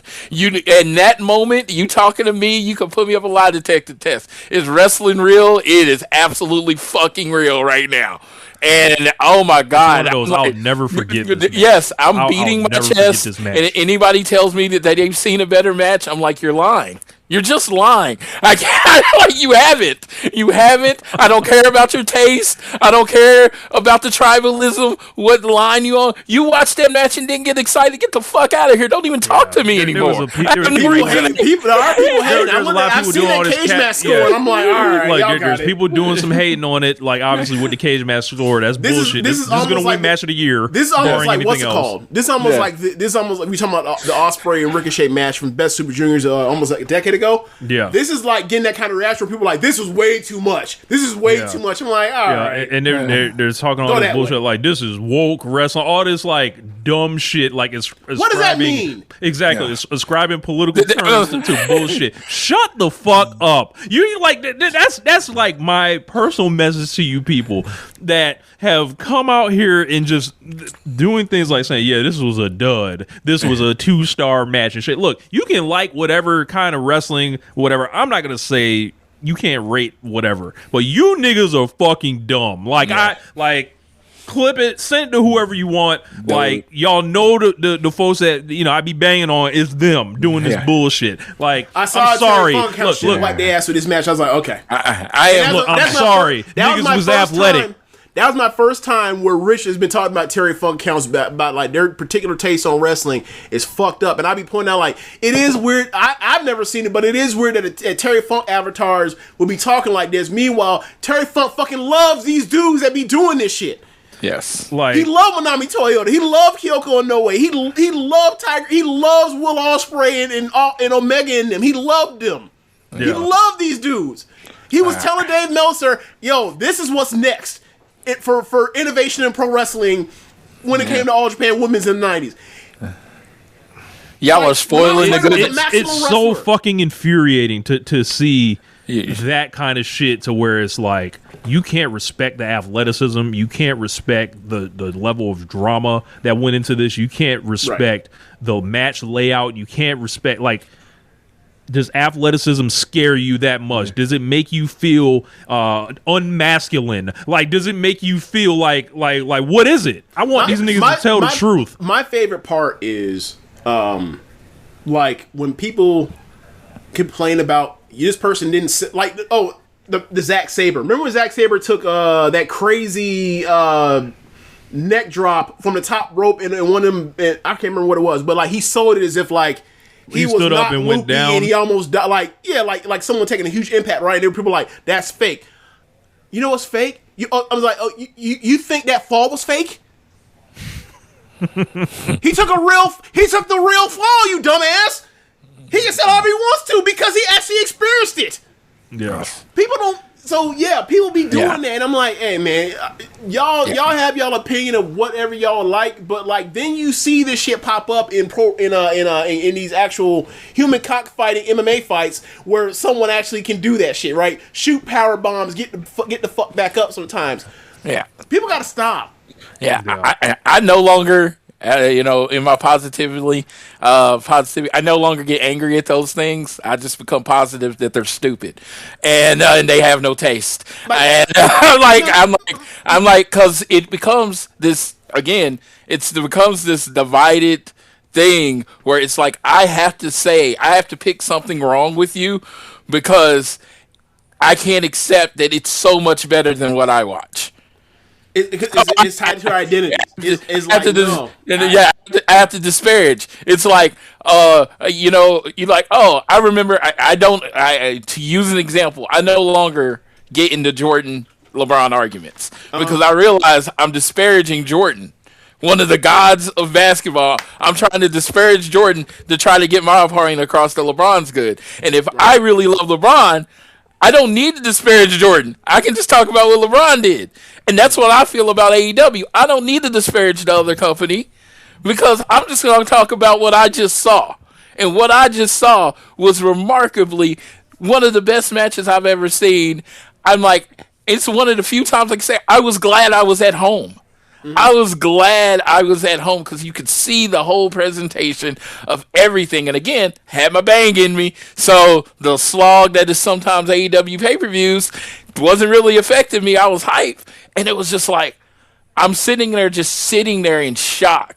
And I'm just like, I knew it was going to be match of the night. Go check out ATE if you want to. I said it was going to be match of the night. But they fucking kicked my expectations in the nuts and said, you know what? Don't ever disrespect us by thinking we're only going to have a 5-star match. Yeah. like, that's how you disrespected me. You said we were going to have a perfect match. No, we left perfect about 10 minutes to go in the match. They were already at perfect. And then they just pissed all over anybody you ever thought had a good match ever. Yeah. So the thing for me is you just mentioned that this match you've never really thought of Swerve in the categories of like maybe best wrestler in ring or whatever else at its very top level, and I've always had him in like that second tier, right? Where it's like the very very best guys, the select few, the less than handful, and then like there's, if you want to say, well, I don't know, 15 other people or whatever else. If you the rest of whatever, like he's in that category for me. But for me, like what changed my mind on like, yo, this isn't just a great wrestler. This is one of the best wrestlers of the generation. Like it was the Hangman stuff, and then what sealed me was like the Wembley match with Danielson. I was like, I don't know if that's the best Danielson match, but it's my favorite. And think about what that means. For a person, it's literally like Danielson might be my favorite wrestler of all time at this point. Mm-hmm. For that to be my favorite Danielson match, like that's fucking nuts. And that wasn't nearly as crazy as this match because like it wasn't it's super blood fest or whatever else. This shit was like, this is the perfect match for these two people at this particular moment. And they got both sides. You knew what the result was as the bell rings to start the match. You knew that Ospreay was leaving this belt, and the twists and turns along the way convinced you at multiple points that shit wasn't happening. That was incredibly difficult for a jaded pro wrestling fan like me to actually be like, holy shit. Swerve kicked. That would have been a perfect finish. It went longer, and it went past. It still kept peaking, but it's like to kick out of a buckshot hidden blade was nuts. That was nuts. Yeah, dude. I mean, the Tanahashi Swerve bringing Hangman into it at first when he didn't hit the Deadeye on Ospreay. Oh, hell yeah! That up. Yes, yeah, well, Hangman's like the silent hand kind of in this match. Because if you think about, this whole like, shit, this promotion was supposed to be us three, and this guy can't be champion right now until he turns heel. Yeah, so it was just like that Tanahashi Okada level build in the match too. How it built from the beginning to the middle to the ultimate conclusion was just like, this should be in your wrestling schools. This should be. It will be. Like, It was like a window, like with the hay mess up included. It was like a window into an AEW that I wish was the AEW all the time. Yes, but it's not. Like it's like there's several other forces. Now that we seem to be past Kenny Omega as being and John Moxley as being the two guys, and Danielson as being like the three biggest guys. Throw Jericho in there too, right? Like the next, it should be those three plus MJF. Mm-hmm. It should be, and we kind of still are. But it's like, are we gonna get around all four of them? We'll see. Because I did not want to see Heyman Page like have that title run he have, and then all of a sudden like, oh, he can never be babyface champion again. Oh, okay. I mean, hey, he could be Continental Classic champion. Great, get him out of my world title picture.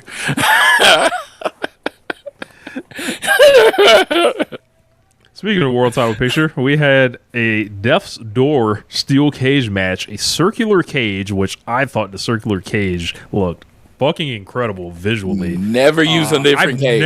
I've never used a different cage. This is the cage. This is it. This is the cage. Why do anything else? This is the AEW cage. Well, I like their singles, their regular original cage match that goes all the way down like to the floor. That like their regular match for like regular cage matches. Yeah, right? like if it's a one-on-one, use that. They're like multiple person or whatever else. This is a nice addition, whatever else. Like obviously they're going to bring out blood and guts eventually again, but yeah, you're right. Now, I think it's a nice bit of symbolism that they brought a circular cage, and the other promotion is tied with Endeavor in UFC. Like I thought it was kind of notable that they brought out the Bellator cage. Basically, yes. I thought it was a nice bit of like, y'all gonna do the octagon shit. We got the circular joint. So that was cool. Man, this match was fun as hell. It was fun. It was way more serious than like that match they had last year with like Tanahashi and shit. I agree. Even with the Leo Rush portion, yes. Like I think they thought a lot of this stuff out, and also hit niggas with the Nintendo controllers. I was screaming. I popped for that. That was it. That had me.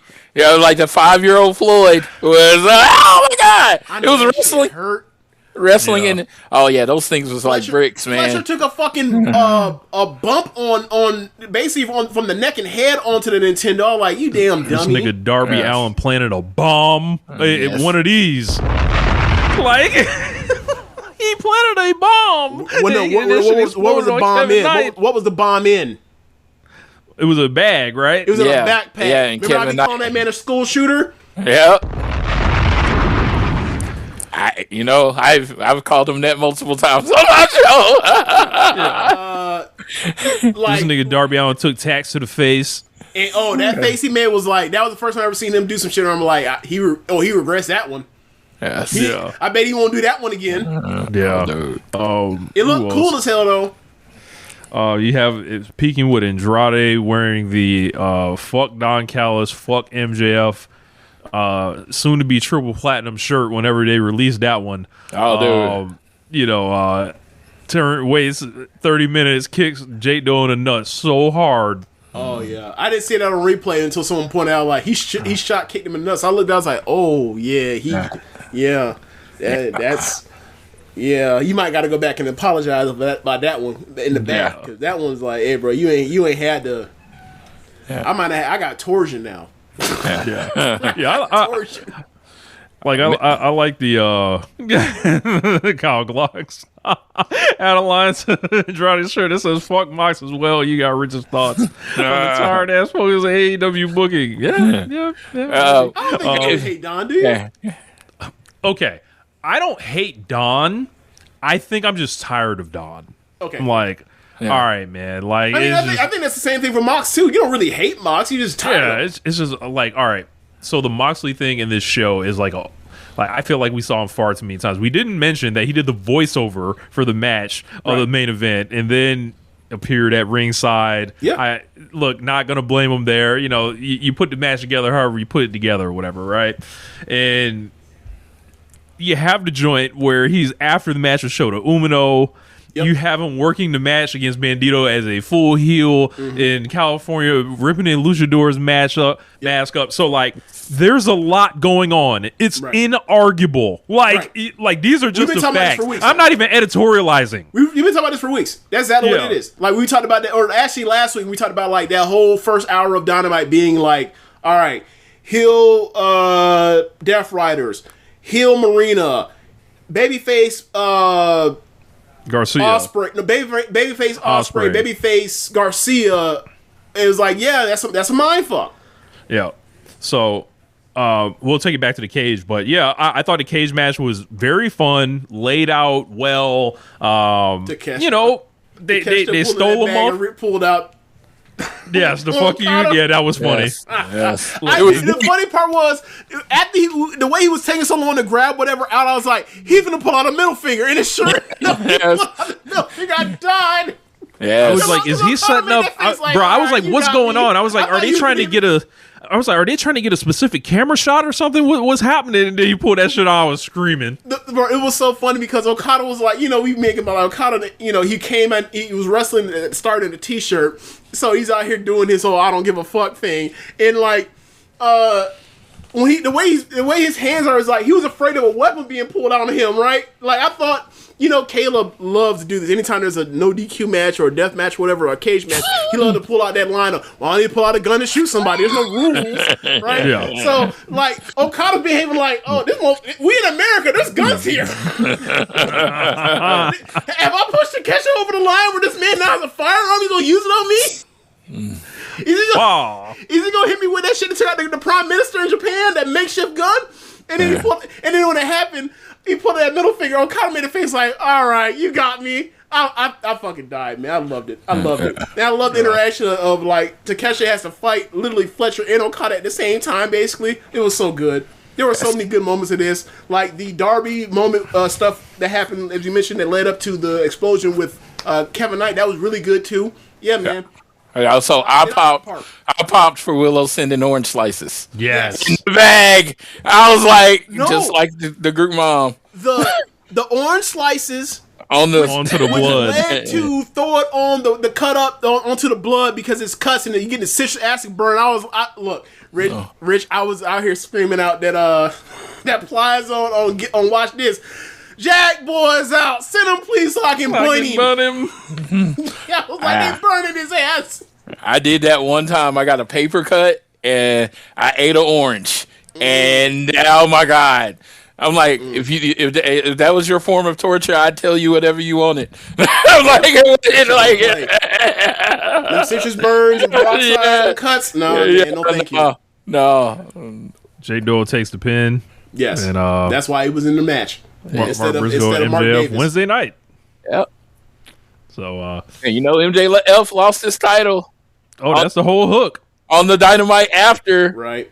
Yeah, after the show. But you know, you got that set up, and then you also like, you know, they're going to do Grand Slam Mexico and Arena Mexico, and I think August 2nd. Like, I mean, that's where I'm putting that Andrade match. Yeah, whoever got the belt. Yeah. So we'll see. But I loved it. I thought it was a great match. Really great match.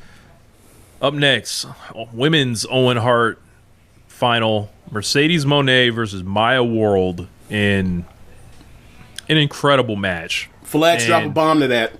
Like a match with heart, a match with emotion, a match with somebody getting their chance on their first big stage against somebody that inspired them to get into wrestling.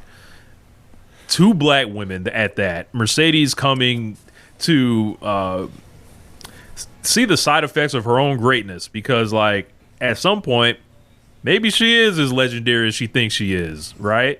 And maybe she has inspired all these women around the world. Like maybe these ain't just stories that, you know, people talking about. Like it's right there.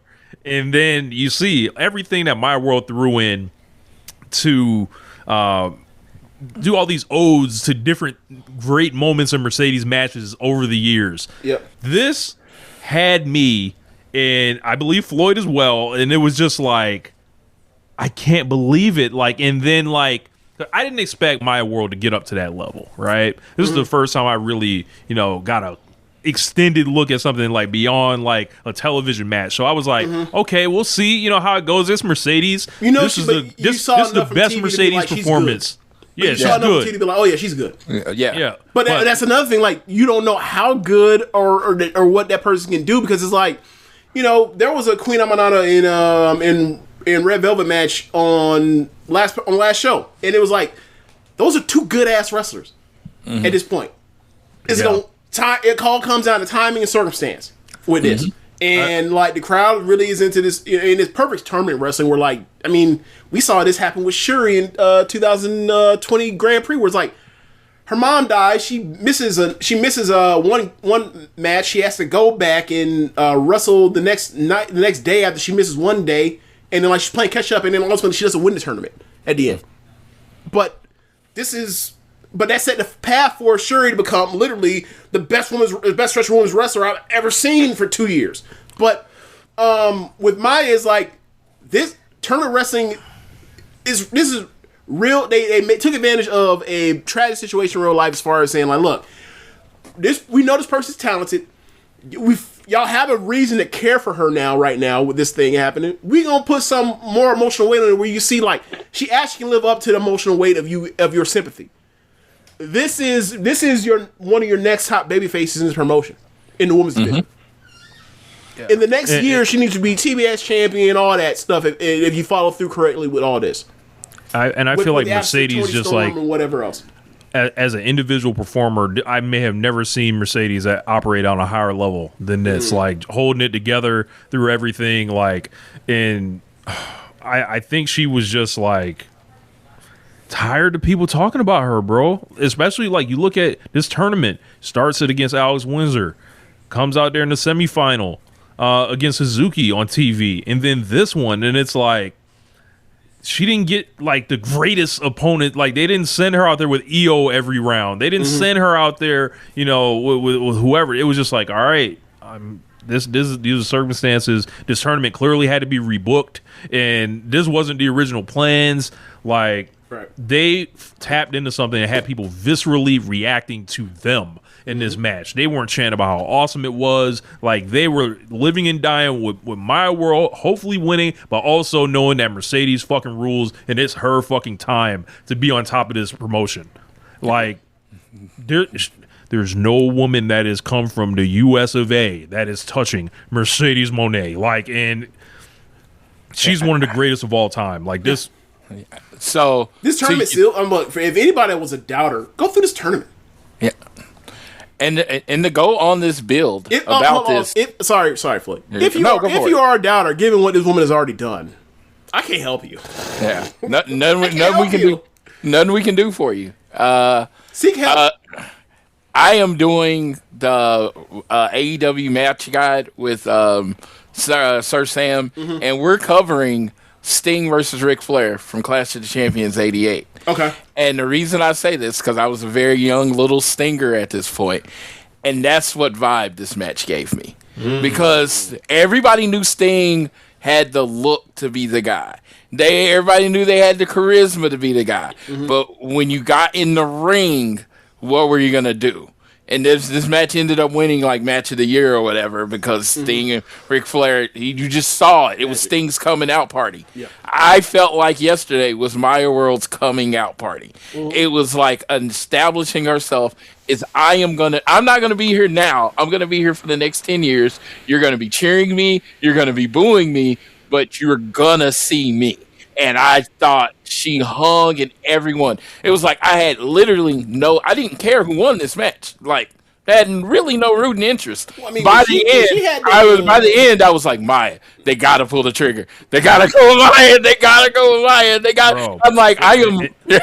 And it's like, some matches are bigger than execution, bigger than botches. And I hear all the time, James, about how I need to accept that wrestling isn't perfect, and it's sloppy at times, and it's a struggle. Well, how about it now? Let's apply the struggle. But there were only issues in this in like the first 2 minutes of the match or 5 minutes of the match. Who gives a shit? if we are doing the whole situation of we are gymnastic judges and any little flub or whatever else gets taken or gets deducted or whatever else, okay, cool. But also that means like when it happens matters. That shouldn't happen at the end. That should happen at the very beginning. Yeah. And they kept building and building and building after that. So and and guess what? Guess what happens in combat sports? There are wardrobe malfunctions. It happens. Yes, the corner thing where they couldn't do the Mercedes saved it so well. That did happen. Yeah, it ended up looking like it was almost intentional. You know what I mean? Yeah. Because it was like, of course she's gonna try to stop her from doing that, and she has to keep trying different ways to get into that position. Mm-hmm. Like I said, I've never minded a little sloppiness in wrestling. It's just how you adjust. And you saw on the fly what someone that has been doing this for over a decade can do with a bad moment, where if it was someone with less talent, that's a lot worse. Like she's going for the powerbomb a third time and possibly dropping her on her shit. Yes. It's like, it didn't work. All right, we'll get it again. Okay, we missed time. Okay, Maya missed time to jump from what I wanted to jump, so I can't do it. All right, so now I'm going to strike her, go to the other corner, and then do the wind up to like it was fine. You move on from there. Like the Osprey match, right? When they were trying that shit on the table and it didn't work out, they both flew over the top. They just moved on to the next section, the next part of the match, where it's like in kayfabe, where are they? And then they picked up from where they were, but it was a botch. Oh well, shit happens. Yeah. Right? Like we were talking about Sami Zayn earlier, right? The first Sami Zayn main match that got him like over the top was like there was a match of him and Kevin Owens or whatever else in 2016 where like this is right before SummerSlam, right? So like Sammy goes for his Arabian moonsault, he basically gets caught and doesn't land and basically lands on the apron. He starts selling his shoulder. Kevin Owens works on the shoulder and goes from there or whatever else, right? That happens. There are fuck ups in pro wrestling. It's not perfect. Yeah, I thought they covered up for what had happened, but it's like if people want to be this biggest sticklers over it, it's like how do you rebound from this? Shit ain't gonna go perfect.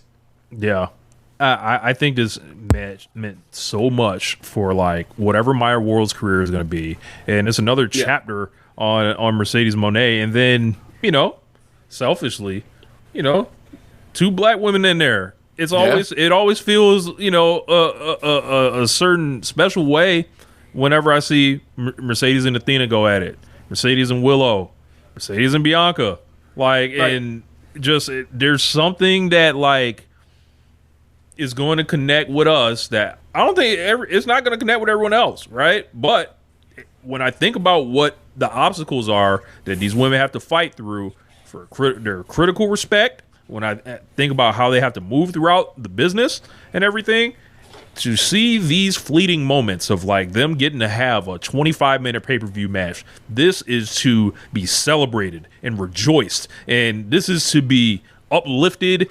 preserved, and properly put in its context that like, hey, maybe people can look in more places for pro wrestlers. Like this is like what turns like someone into the next Maya World. Maya World had to see something somewhere, and it came from the woman that she was wrestling. Right, bro. Like, yeah, incredible match. Yeah, this was my match of the night. My clear match of the night. If we sometimes I separate into men's match of the year and women's match of the year. This is my women's match of the year to be by far, and because this just like generally got me. And you know me, I vote with my emotion on the matches like this. Mm-hmm. It got me emotionally. No, in my mind, I'm thinking because like, I'm not watching Stardom or whatever, but like I think this would have to be the best women's match I've seen this year. Yeah, and it was just like they just went to another level, and it's just like, dude, and. How it was like everybody went in. Oh, Mercedes is gonna win. Mercedes is gonna win. They're gonna Mercedes, and it was just like by the end. But you see her in her own move or whatever else. People are like, Yeah, I think she's gonna lose. That's the magic that we be talking about. Yeah, and she's about to tap out. Maya's about to go on all in. I was like, I don't know how they're gonna sell this match, but that's what's about to happen.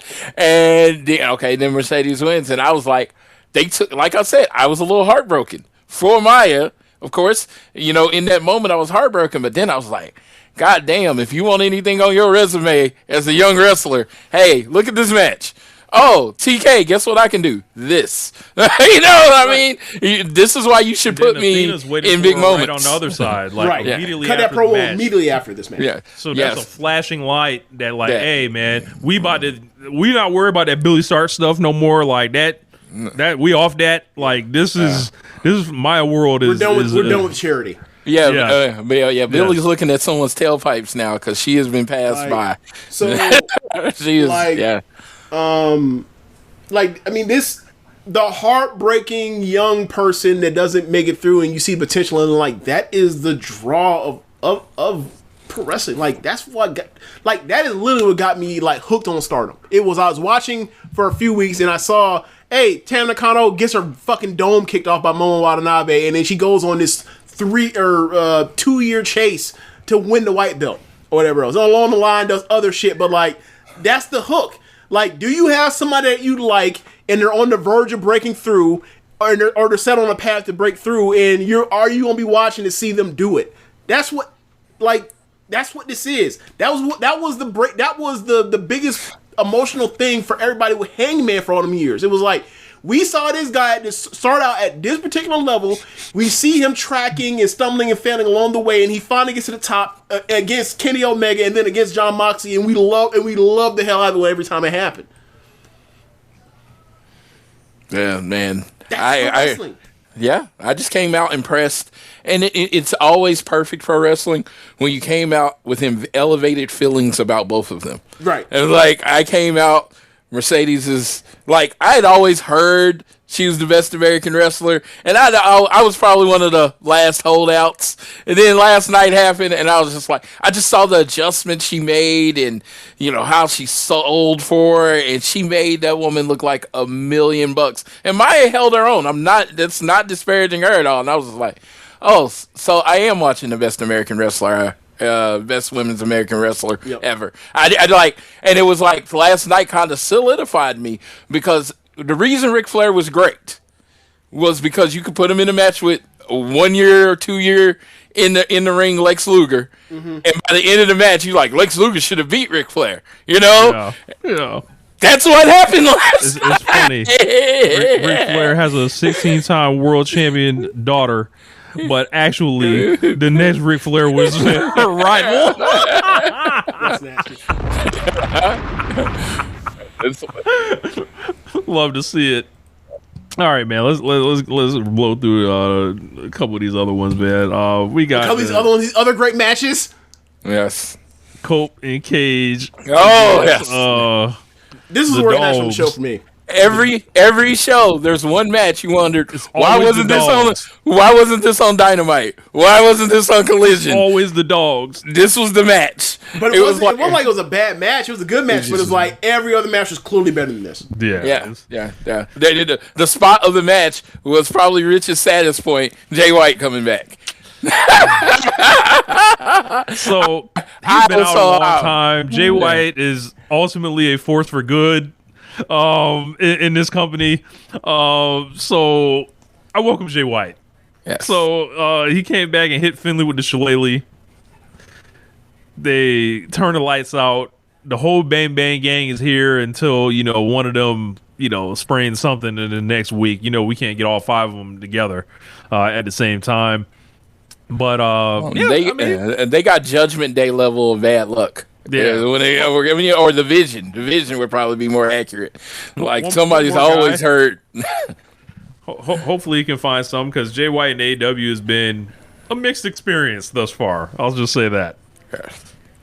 But it's crazy thing. I have always liked Jay White, and I was glad he's back because they weren't booking the Bang Bang Gang good until Jay White came back. That was the thing. They just y'all get to lose until Jay White gets back, and now he's back. So hopefully they can not just be, people that lose all the time.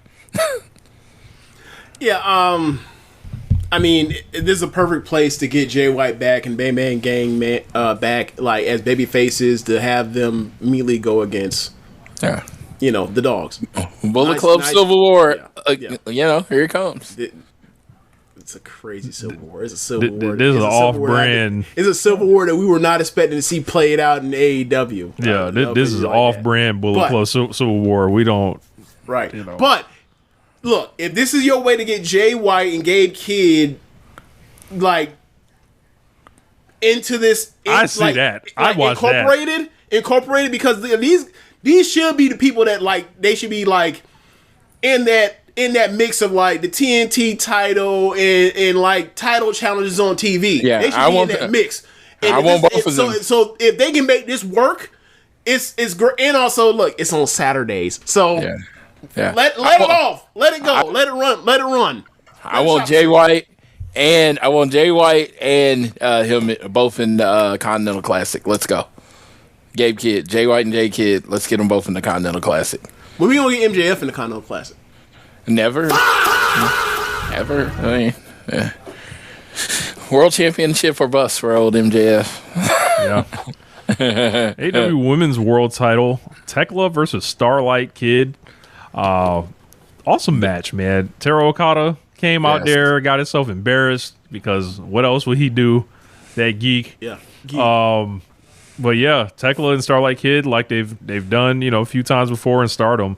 Look, Starlight Kid on a big show, I have no concerns about her getting over. Right. Even though it was a tough situation for her. Like, when you think about how they did this, like, she is a foreigner working as a babyface, but she's against a very popular heel who it seems like they got to kind of flip the match a little bit during it to where Starlight Kid's kind of seems like she's in the hero role a little bit.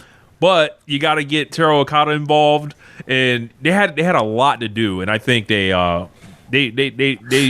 cruised to a smooth 25. I say, or 22 points. Yeah, I mean, like the whole plan, I think, was like ultimately getting to, all right, if anybody, due to familiarity, are going to do the whole, I care more about Tekla and I don't know this person from a can of paint, so I'm gonna cheer for Tekla.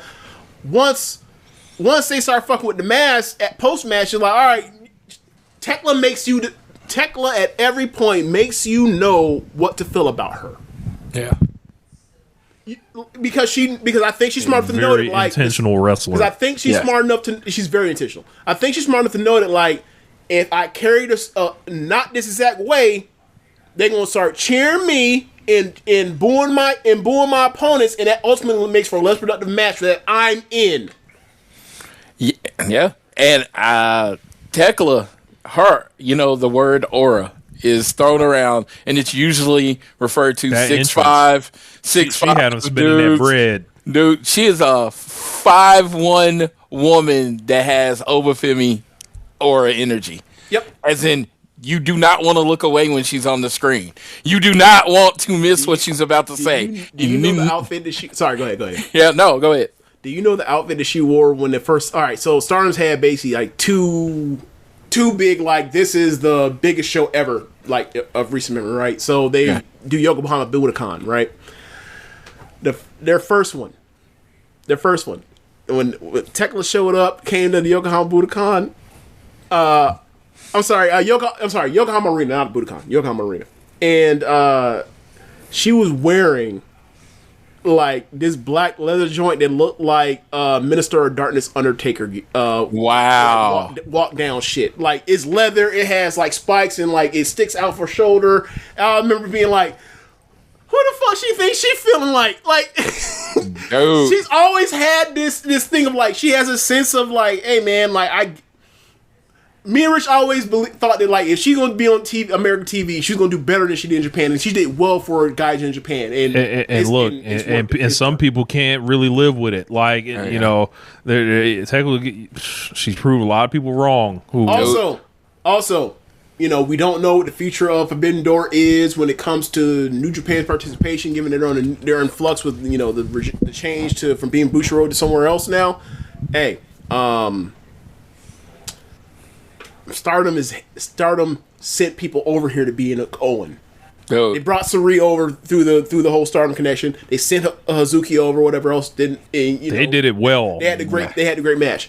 Had them involved leading up to this. Brought over Starlight Kid to lose. Brought Micah over here for the pre-show. Won a match. Now she's going to be on Dynamite or whatever else in this whatever the hell that's called 6-way, whatever else. Like you really can't be upset at this. Teflon and Stardom have done this year because they haven't done it great in other years, to be fair. But this year they did it right.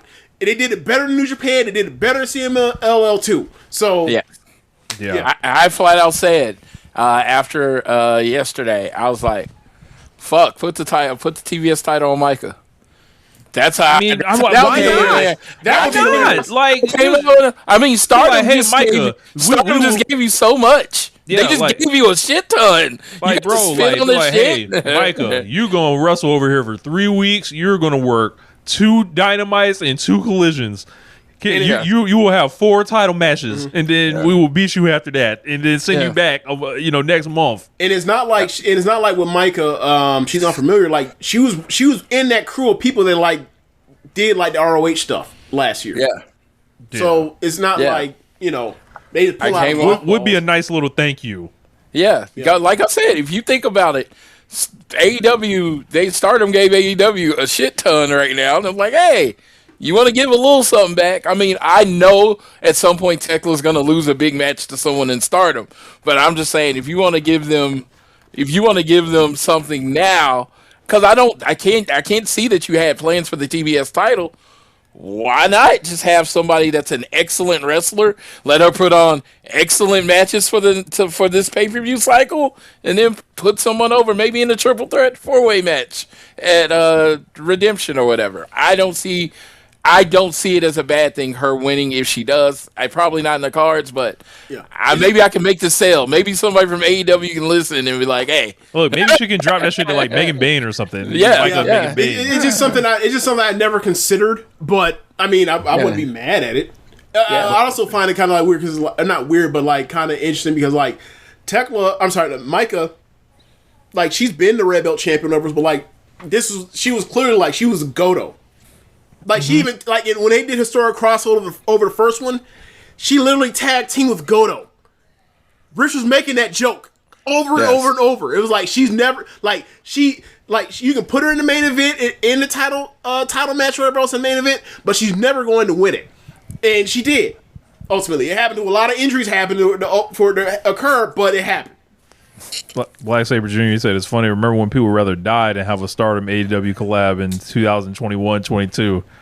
I mean, they still on. I know a few people who are still on that. That is true. That was happening. But the funny part is AEW's women division belt is so much better than it was in 2021 and 22. Yeah, so much better. I wouldn't. There were no Mile Worlds walking around here. Yeah, I was on the AEW side, and I was like. I was on the AEW side, and I was like, what does Stardom have to gain from this? I was on the AEW side. Britt, go back to the return. Britt Baker returned to Stardom. Yes, yeah. I remember Richard trolling with that shit. Every don't bring that bullshit over here. That shit over the seas. Again, I'm a Britt fan, but I'm saying for Stardom's business, would it have done anything at the time? No. The funny part, the reason why it's funny for me is because Britt actually, she's done Stardom before. She's done a tour in Stardom, but it's welcome home. I was gonna say, what I say. I can't take no Britt Baker disparaging. I got to see my boy Chris, and he'll fight me if I let her get disparaged.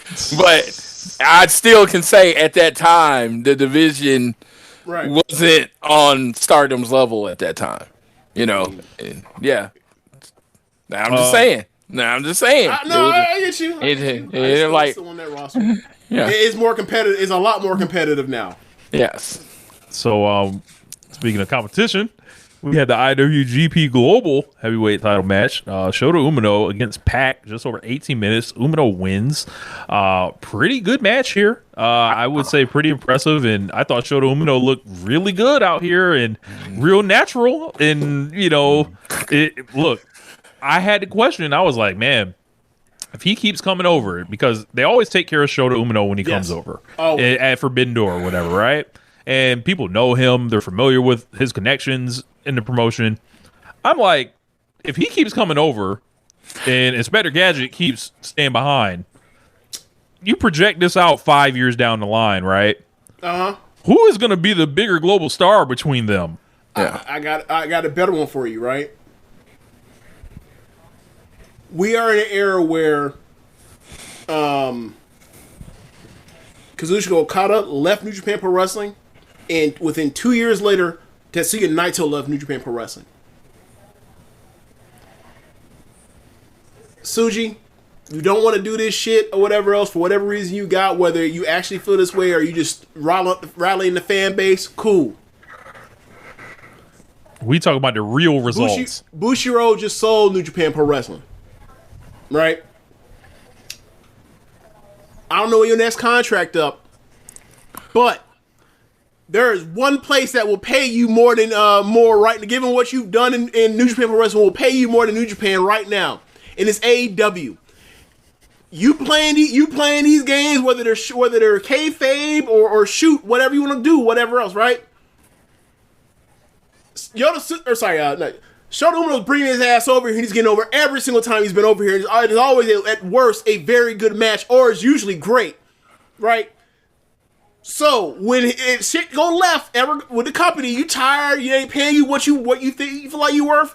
Tony Khan will be here to pay your ass. You might wanna reconsider this, because Shota Umino has a job in North America whenever he wants it, if he ever needs it. You might not, and you're more talented than Shota Umino. So. Yeah. Might want to think about that part when you do this whole stupid shit. Or this silly shit. Just might. But he could be working, but it ain't going to ingratiate you or whatever else for you bring your ass over here, if you bring your ass over here after you've done this in kayfabe. Like I said, we ain't that great with media literacy over here. Yeah. I was just saying, just like, you know, look, man, because like, how did I was like, the only thing that can save Shota Umino from, I think, you know, not ending up the bigger of the two is like, all right, your other option, Yota Tsuji, would be to become the eyes closed, hands down best wrestler in the world, and we have no choice but to just pay attention to you. Mm-hmm. But until that day, if you're not going to do that, I would suggest getting on the plane eventually. Because it ain't even got to be about New Japan, or it ain't even got to be AEW. Hey man, New Japan of America tickets don't be selling. Yeah, like they used to. And he came over and did a match with Andrade earlier this year. Yep. And it was a great match. Like the issue is I think it's myopic. I just think it's short-sighted. Of you were holding yourself up. You were cutting yourself off from opportunities that could benefit you in the future. That's all. I'll say this about the match. He just looks so much more confident than the recent years where it was like they thought he was going to be the guy, and then he would come out and wrestle, and he just looked like the lesser. In any, like when he was in the matches, he looked like the lesser. He looked like he was getting carried through. And last night, he felt like he was right there with one of the best AEW has to offer in ring, Pac. And it was just like he felt like he belonged in there with Pac. And I came out with that with a lot more warmer feeling towards Shota than I've ever had. He also took a crazy fucking bump in his match for no reason. Dude, the awesome bomb. Awesome bomb. He took a power bomb over the top rope to a table on the floor. Why are you doing that? Do you really want to wrestle Darby Allin? Is that what happened? He's like, I'm gonna get some crazy shit off. So my wife was sitting next to me, and she looked away because I yelled, "What the fuck?" She's like, "What I miss?" And I went back 10 seconds for her so she could see it, and she was like, "Holy fuck, what?" She was like, "Why?" Yeah, that was tough, dog. Like, I was like, "Hey, brother, did he want a boner tonight or something?" Look, this was. Look, he might have already been in the Tokyo Dome this year, or whatever it was, but he treated this like this was his big match of the year. Yeah. You gonna remember me. That's what he said. You're gonna remember me. That was an irresponsible spot. That's some shit that we be talking. That shit we be tisking Darby Allin about. But like, hey, bro, you going up in a wheelchair? You might not want to do that. Yes. But Umino gets a win. And then Moxley gets in the ring. They face off, and it's like, oh, remember John Moxley and Shota Umino, and who knows what John Moxley's got planned for this man? But Tanahashi wasn't risking none of that. Yep. Tanahashi usually hits. Yeah. So like, stay away from my boy. Like everybody's like Tanahashi looks like this, Tanahashi look like that. I was like, that man looks however he wants, brother. I said that man looks retired. That's what he looks. He looks retired. He looks like I don't have to do all this shit anymore. I am retired. I got a good gut. Sure, I'm eating good. I loved it, brother. Like, I was like, I'm happy for you. After what Tanahashi gave us, like, know what kind of shape he probably just to get to the point he was, you know, at the end. Like, hell no, cut the hair, you know, stop going to the gym every day and chow down, brother. Hibachi. Hey, he didn't do Favre on the Jets. He left us with a masterpiece and it's like, okay, I'm out. Don't like that's how you're gonna remember me. He didn't go out there getting carried, you know, like getting carried. He went out there and he said, didn't take a heart attack. He didn't do none of that. No, he's like he realized when he was done and he stopped. He's like, I'm done. TK gave him a really nice guitar, like so he doesn't have to play that air guitar no more. He has really no idea how to play it. Like, I have no idea how to play it. That would be hilarious. I mean, maybe he doesn't.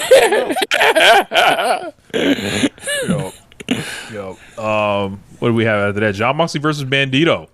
Continental title match. Banger. Fucking great. Beat the shit out of Bandito. Bro. Bandito. He wore all white, and I never even thought about the second I saw him in all white, I was like, uh-oh. I didn't consider it because we've seen him wear all white before, and he didn't bleed in, and then this happened. And bro, when he like the way he he ripped this mask, it was like you saw his face, and then it was like in the whole rest of the match, like it was great. It was great, man. Like the crazy thing is, if you watch the storytelling halfway through this match, him being bloodied early and airing all right, every other person except if Mox is that guy wins. The guy that was in white and that's bloody ends up winning the match. That's the story that professional wrestling has been telling for as long as I've been alive. And nope, it does not apply to Mox. Mox plays by Mox's rules. I just say, because then he choked him out. I was like, because I looked at my wife, I was like, man, the psychology of this match is Bandito's gonna win, and I'm like, that seems weird because this match really wasn't supposed to happen. Would have went nuts. Yes, bro. Yes. Bandito had these this keeps happening month after month with Bandito too. Like the crowd keeps telling the crowd keeps telling Tony Khan, we would like to see you push Bandito, and I feel like they never will. It's him and Takeshita. It's him and Takeshi were like, yo, look, there was a point in time where we were doing this pillar shit or whatever else, and we had like the secondary pillar guys or whatever else, and we passed that. Like all the shit that we doing with people, talented people, ultimately like that we've invested in people like Garcia, people like Jungle Boy, people like Sammy Guevara at the beginning, whatever else. We have other people now that was like, we want to see this for these people. Like, we want to see Takeshita in main event title situation or whatever else. Like, we want to see Bandito because they're the best. They're two of the very best wrestlers in the world, including this promotion. We know this. They're generational. They're best wrestling generation, along with the Hangmans and all the people we mentioned earlier in the show. They absolutely belong. They're actually in that tier. We've seen them do it with these guys at the same level, right? It's just. Yeah.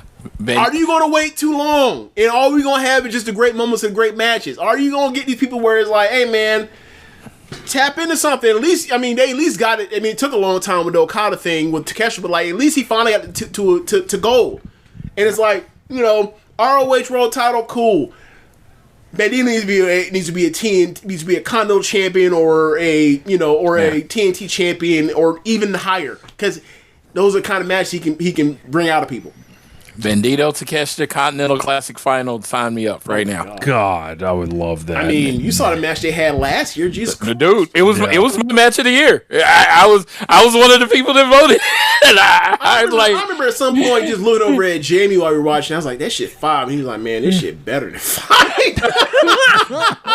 What up, you know what? Jamie? You're right.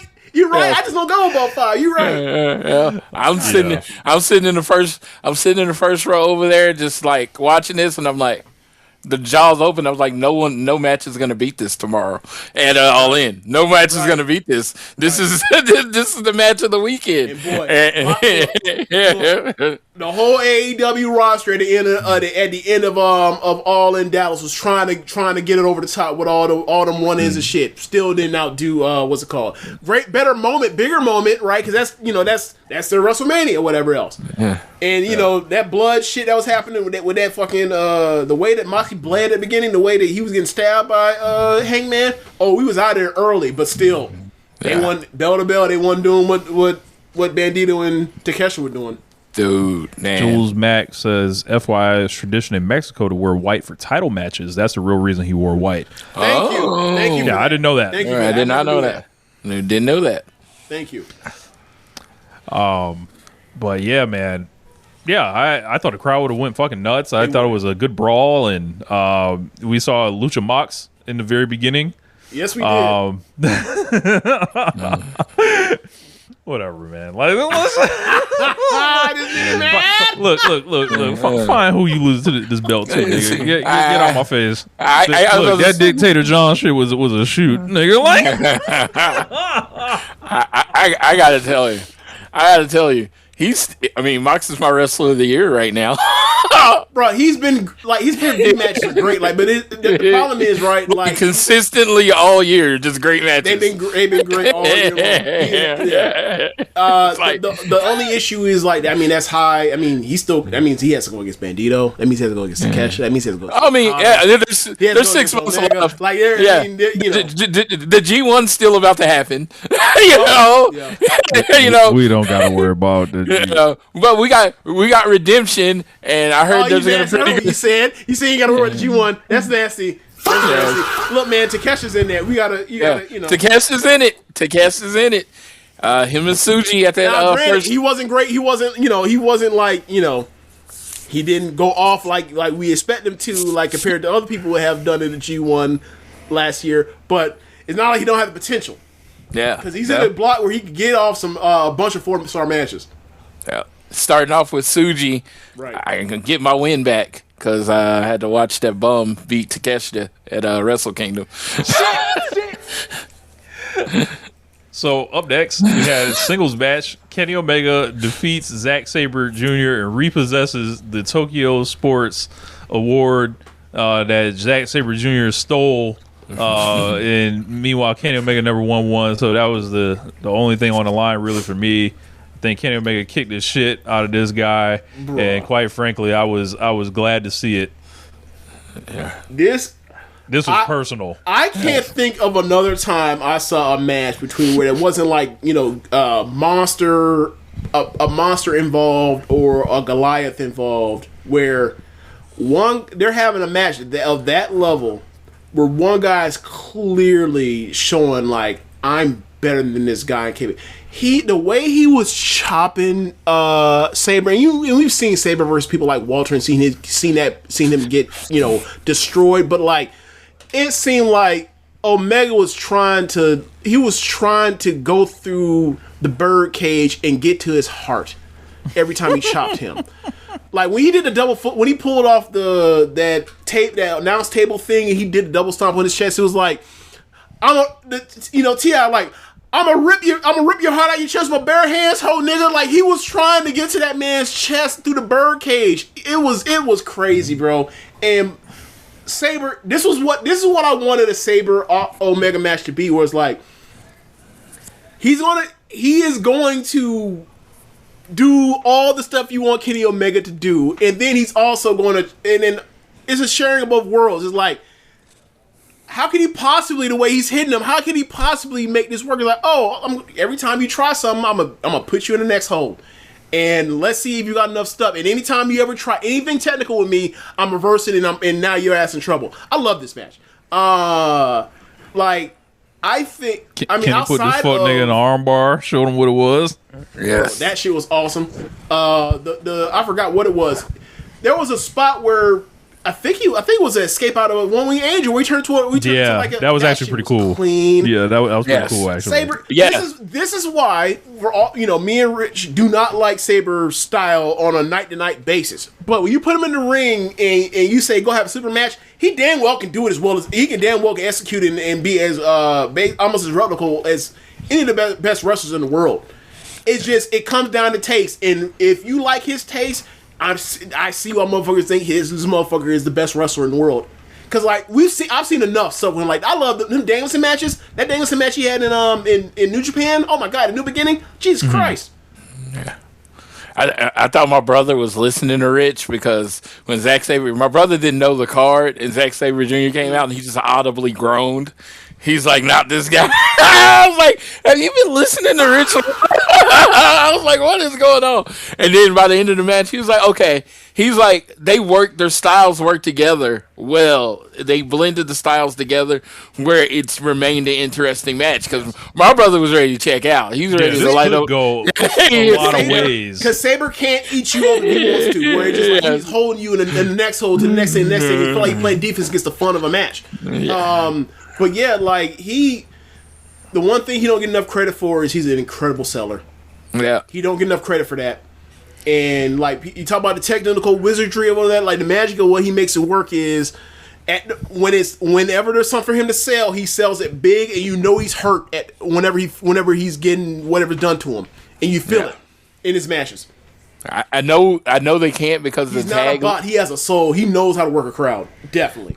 I know they can't because of the tag league, but if we had to reserve a New Japan spot in the Continental Classic, I would like it to be Zack Sabre Jr. Because I just think for those matches, I think he would, he's always good in the G1. He's always good. Always. Yeah. So, no, I really did think this match was, and it was crazy because this might have been people's match on the night if it was any other company. Any other company. It has a 9.00 on Cage Match right now, and it's like, maybe the third best match of the night. Maybe. Yeah, it's like fourth best match of the night. Something like that. For me, I had it as the second best match of the night. But the points that remains, there might have been three 5-star matches on this show. Yeah, and it was just like I'm not I wouldn't give it 5-star, but if you gave Sasha and Maya 5 stars, I'm not mad at it. Yeah, I definitely got it at 4 3/4. Yeah.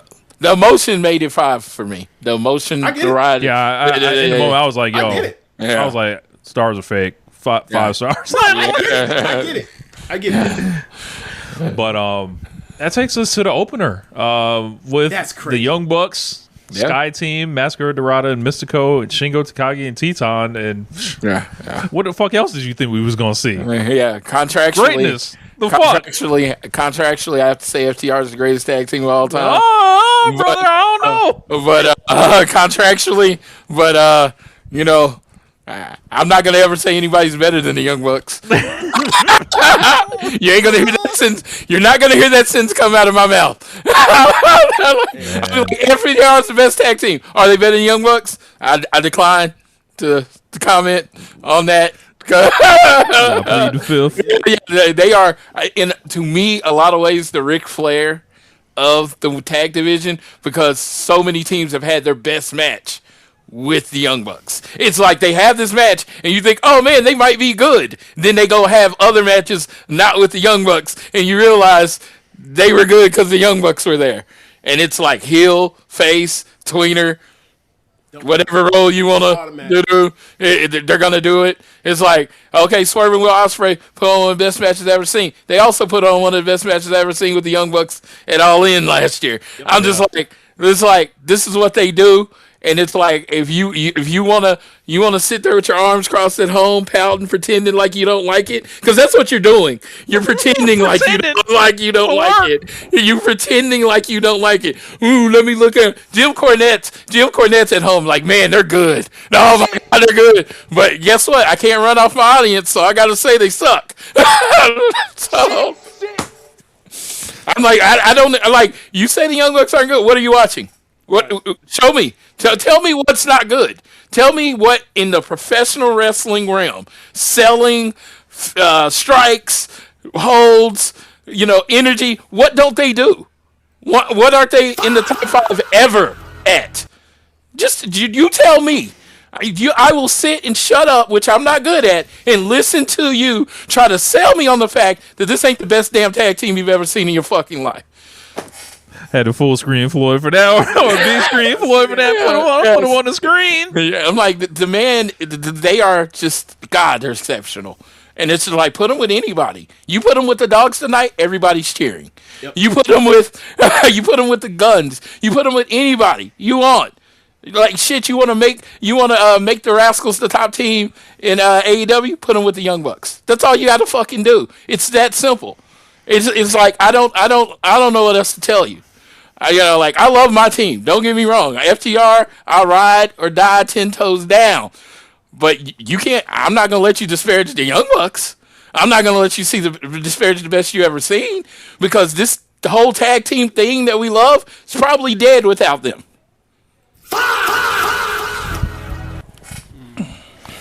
Turn it up. Man. Turn it up. Got an FTR lifer on the payroll, giving praise to the Young Bucks. Can't say One Nation Radio ain't the best.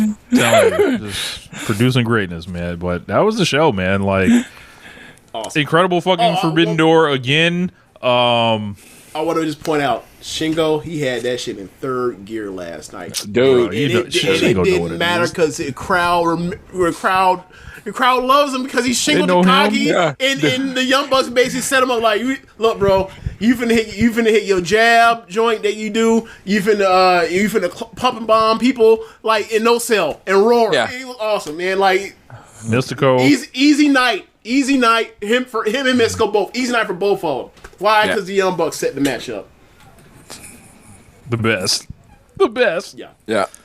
Dream team, Young Bucks and Rick Knox, the dream team. Bro, I actually noticed that. I was like, Rick Knox was reffing the women's match. I was like going to text you. I was like, did you ever think Rick Knox would be reffing a Starlight Kid match? Like, oh me, no. That's just funny because the whole gimmick with Rick Knox is he's old and bald. He's Mr. Magoo, and because he's always out of touch and behind on everything, they let the refs, or sorry, they let the whole like the world and the way this works for a tag team match with Rick Knox is that he is incompetent. So you're allowed to get away with everything because he's incompetent. Like it's literally like he's almost like a play on Joey Crawford, and he's NBA coach or NBA ref. It's like he's incompetent, so you can get away with certain things or whatever else because it goes all these crazy places where there is no 5 count. It's really a 10 count or a 20 count, or really we ain't count at all because he out here trying to figure out what's going on. The refs are moving too fast for him to keep up with, but it keep on payroll because the matches end up being hot. In kayfabe, Tony Khan is derelict in his duty as actually handling refs. This man should not have a reffing license. Rick Knox in kayfabe.